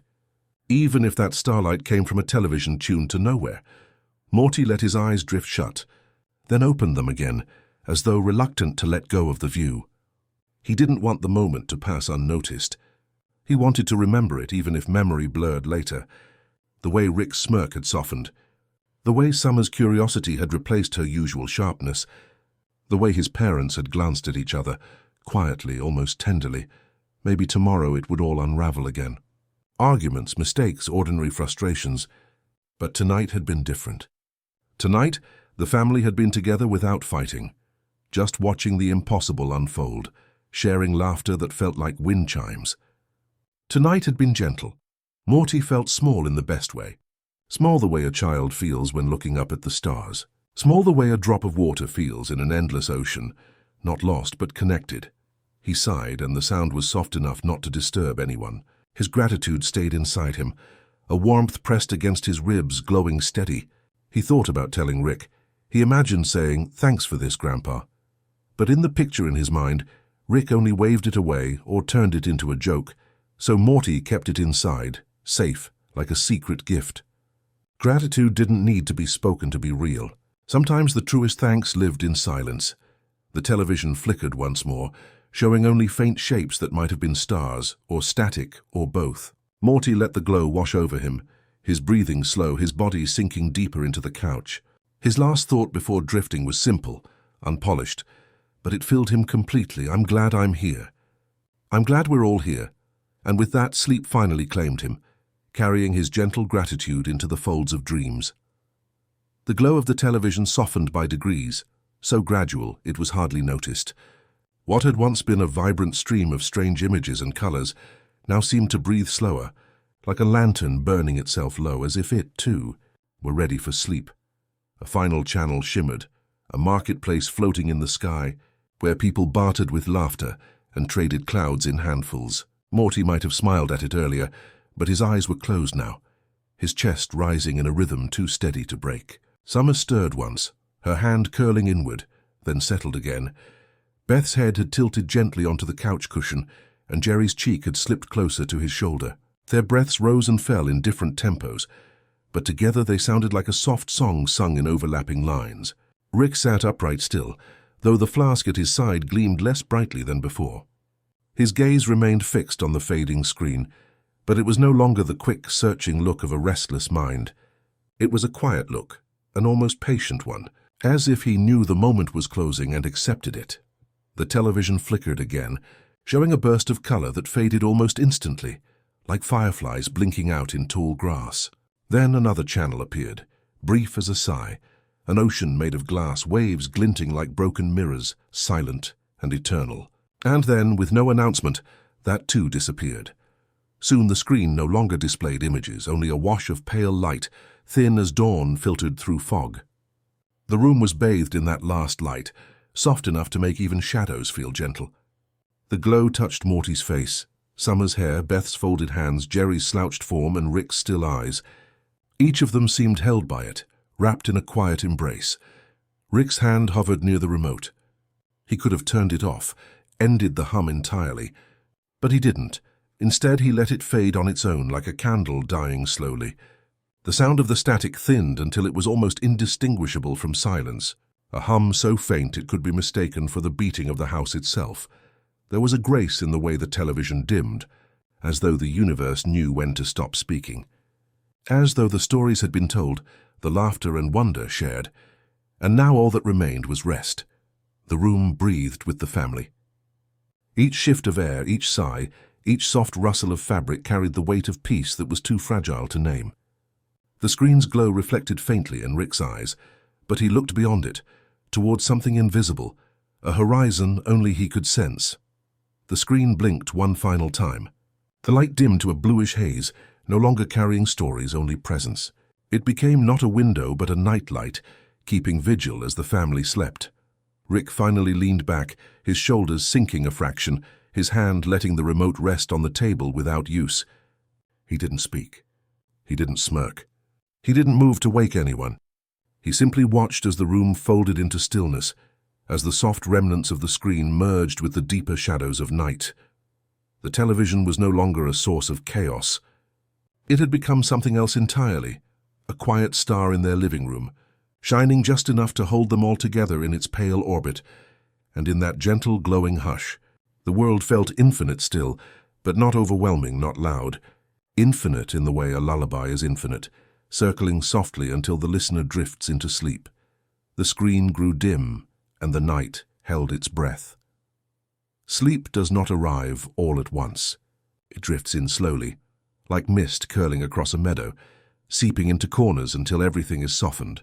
In the living room, the faint blue glow of the television had become the only light. A hush stretched across the walls. No one decided to rest. No one announced that the night was over. They simply surrendered one by one to the heaviness that had been building in their bones. Morty's breathing was the first to steady, his small body sinking deeper into the couch, as though the cushions had been waiting just for him. His face, still touched faintly by wonder, tilted to the side, lips parted slightly. If he dreamed, it was not obvious. But there was a peace in him, rare and quiet, that told its own story. Summer, stretched at the other end of the couch, folded into herself. The sharpness that often laced her expression had melted away. She looked younger in her rest, softer, like the child she had been not too long ago. Her hand dangled lazily toward the floor, fingers twitching now and then, as though reaching for something only her dreams could provide. Beth slumped against the armrest, posture imperfect, but somehow graceful in its surrender, her face so often drawn with lines of worry, smoothed into calm. She looked less like a mother carrying the weight of every choice, and more like someone who had finally set her burdens down. For this night, for this hour, she was simply Beth, not holding the world together, just sleeping beside her family. Jerry leaned awkwardly, chin almost on his chest. He snored faintly, a sound that might have annoyed in the brightness of day, but here felt almost rhythmic, a gentle percussion beneath the room's stillness. His body, usually restless with insecurities and misplaced efforts, had finally given up its resistance. For once he belonged without needing to prove it. And then there was Rick, still upright, eyes half-lidded, but the stiffness of wakefulness slipping from him bit by bit. He did not allow himself the vulnerability of full sleep. Not yet, but his breaths had deepened and his gaze had softened. His shoulders, usually tense with invention and arrogance, sagged just enough to betray a quieter truth. Even he was not immune to the gravity of rest. They were scattered. Morty curled. Summer stretched. Beth tilted. Jerry slumped. Rick perched, but together, undeniably together. A constellation of weary bodies, orbiting the same point of stillness. The television's dim hum bound them, like an invisible thread, keeping each of them close even when their minds drifted apart. The room itself seemed to lean in around them, walls breathing with them, floorboards listening to their sighs. It was as though the house understood, as though it wanted to keep them safe just this once. Outside, the night was endless, stars scattered like seeds, but in here there was only warmth. None of them noticed the others slipping under.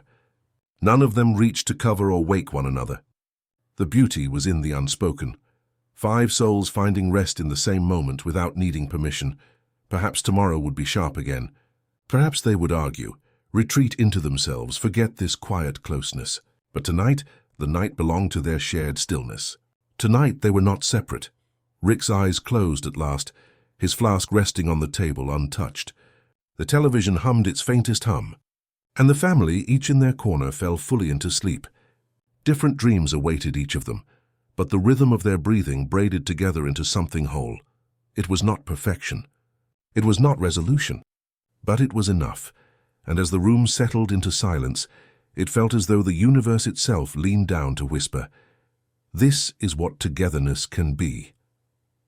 The room had gone completely still. The hum of the television was now little more than a memory of sound, a low vibration woven into the silence.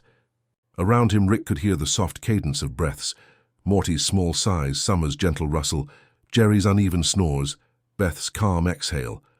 They were all asleep, surrendered to the gravity of the night. But Rick remained awake. He sat in his chair as if anchored there, flask resting against his palm, condensation cool against his skin. He lifted it once, not in thirst but in habit, before setting it down again. For the first time in many hours, his eyes weren't on the television, weren't on the infinite windows of possibility.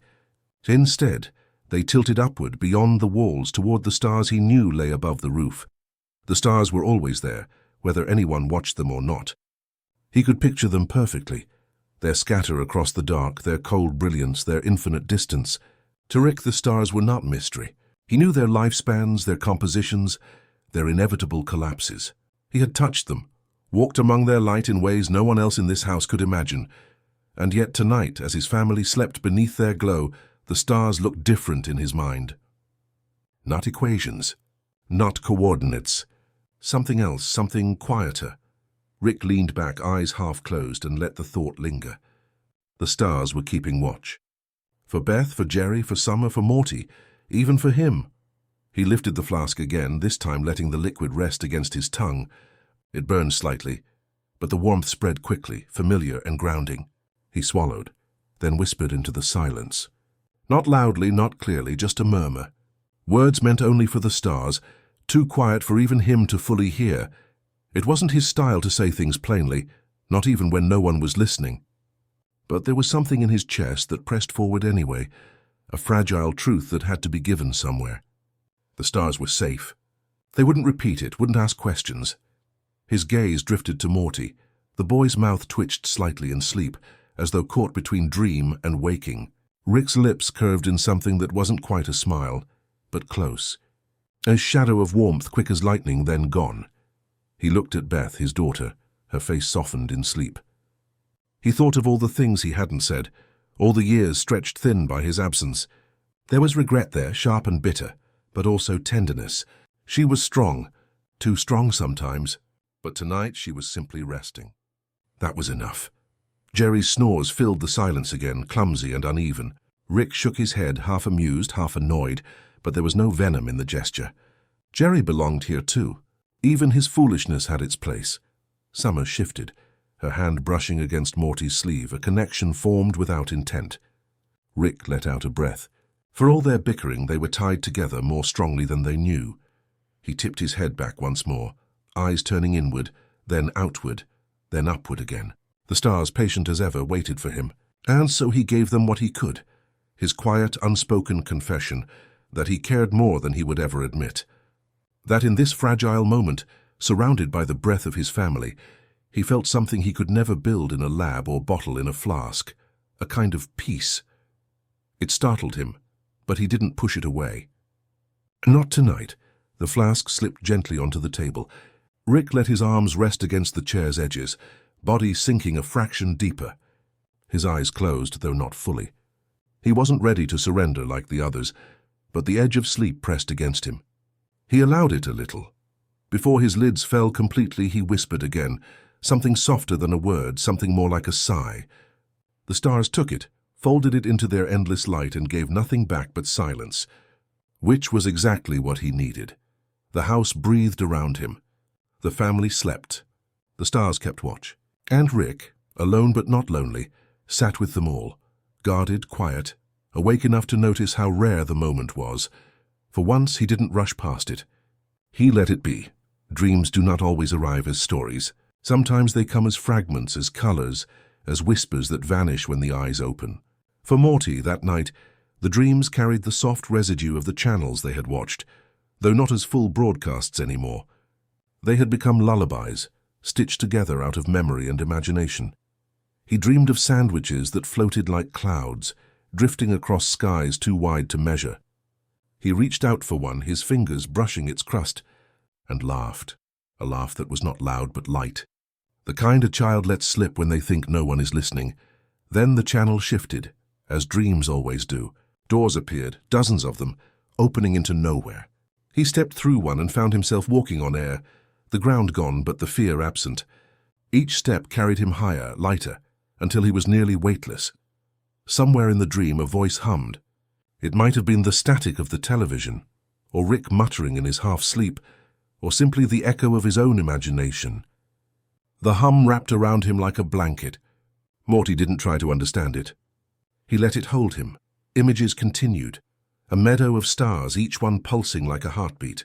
A street where laughter was currency, traded back and forth with smiling hands.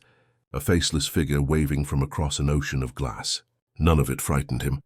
All of it felt gentle, like bedtime stories told by a universe that didn't need to make sense to be kind. Morty knew, even in the dream, that he would not remember all of this when morning came. Dreams faded. Their details slipped away like sand through open fingers. But the feeling, oh, the feeling would stay.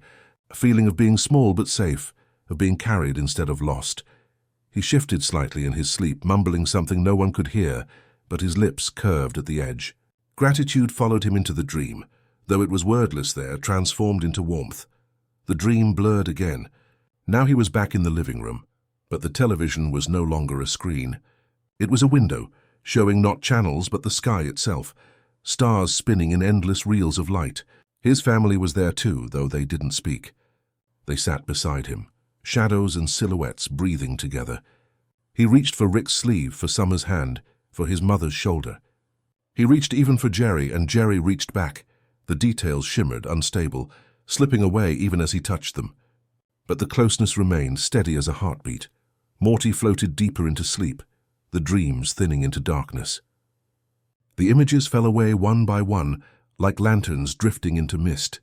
First the sandwiches, then the doors, then the meadows, then the window of stars, until at last there was only warmth, and in that warmth, in the soft blur between memory and dream, Morty carried something more lasting than any image, the memory of infinite channels, not as stories but as a feeling, gentle, safe, like being sung to by the universe itself.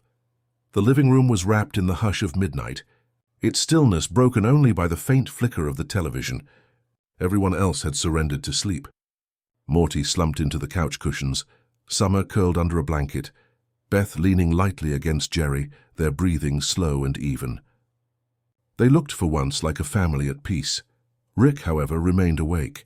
His eyes glimmered faintly in the blue glow of the screen, and the flask in his hand hung motionless for the first time that night. He wasn't watching the channels anymore, not really. The images passed like waves in the distance, shadows of worlds he could have explored, ideas he could have chased. But his attention lingered closer, on the shapes of the people beside him. He didn't say anything. He almost never did at moments like these. Sarcasm came easily. Softness never did.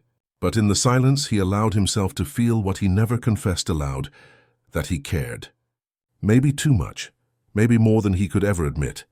The TV hummed faintly, not loud enough to disturb, just enough to cradle the room in its steady glow. Rick adjusted a dial, lowering the brightness, softening the sound until it was little more than a whisper of static. He told himself it was practical. It kept the dark from feeling too heavy. But he knew the truth. It was an act of care. He left it on for them. Morty stirred in his sleep, murmuring something that Rick couldn't make out. Rick glanced at him, expression unreadable, though his hand twitched as if tempted to reach out. Instead, he just muttered under his breath, something almost affectionate, almost protective. Morty would never hear it. Maybe that was the point. The night deepened. Rick leaned back, eyes drifting toward the ceiling, beyond the plaster, beyond the roof to the sky he knew was out there, vast, endless, uncaring. He had seen universes collapse, had built machines that bent reality, had stared into voids so large they could swallow thought itself. None of it frightened him. And yet here, in this small, ordinary room, he felt a kind of weight he could never escape, the pull of love disguised as weakness. He sighed quietly. Not with regret, not with exhaustion. More like release. The family slept on. Jerry's head tilted clumsily to the side. Summer's blanket slipped slightly from her shoulder. Beth's hand rested near her daughter's. Rick noticed all of it, though he would never admit to noticing. He stood for a moment, stretched, then moved without sound, pulling the blanket gently back over Summer. He didn't linger. He didn't want anyone to wake. He returned to his chair, sat again, and let his gaze soften. The screen flickered. An endless ocean of colors, worlds without edges. Normally he would smirk at the absurdity, but tonight he let it wash over him quietly. Infinite channels, infinite nonsense, infinite possibility.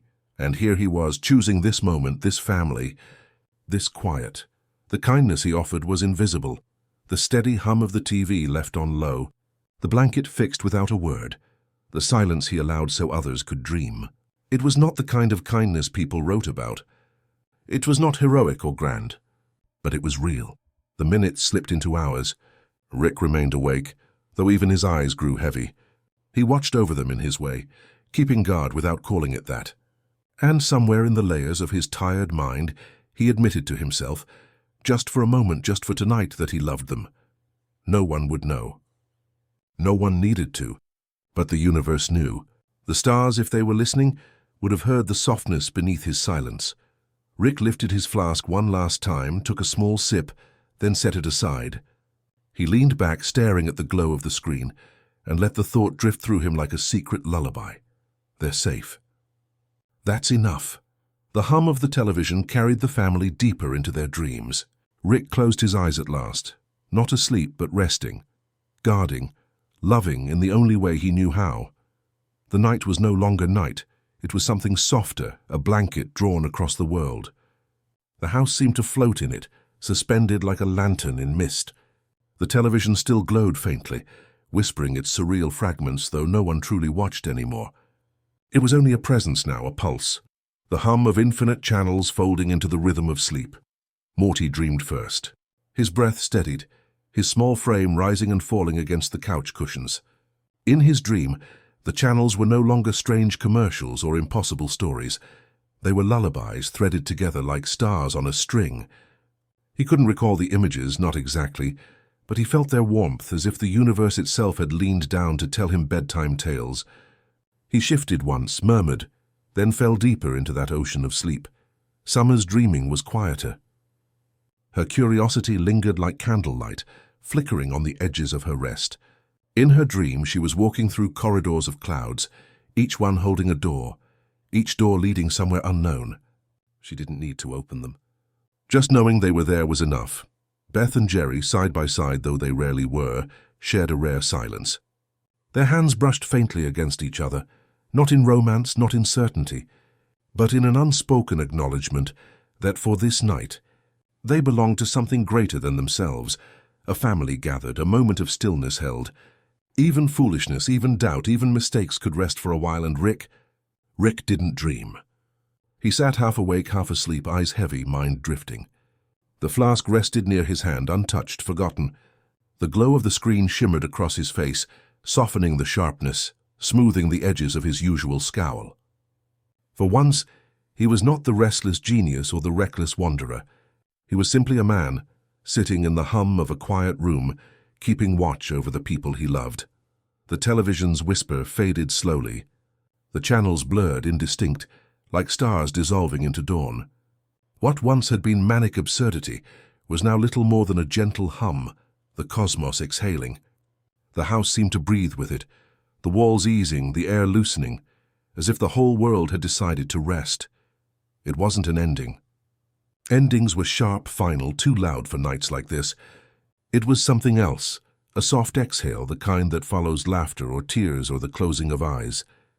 The universe seemed to lean closer, wrapping its arms around them, not asking for anything, only offering rest. In that quiet, a truth lingered unspoken, that chaos could be gentle, that absurdity could soothe, that even the strangest universes could cradle a heart when it was tired. The family didn't know this, not fully. They didn't need to. They only needed to sleep. The room dimmed. The television hummed. The family drifted further into their dreams. Rick leaned back, closed his eyes, not asleep, not entirely awake, and for once didn't need to be anywhere else. And somewhere beyond the walls, beyond the stars, beyond the infinite channels, the universe sighed. A soft, endless exhale. And somewhere they are still out there, half asleep before an endless screen of stars. Thanks for spending this time with us. Sleep well. Everything's going to be okay, man.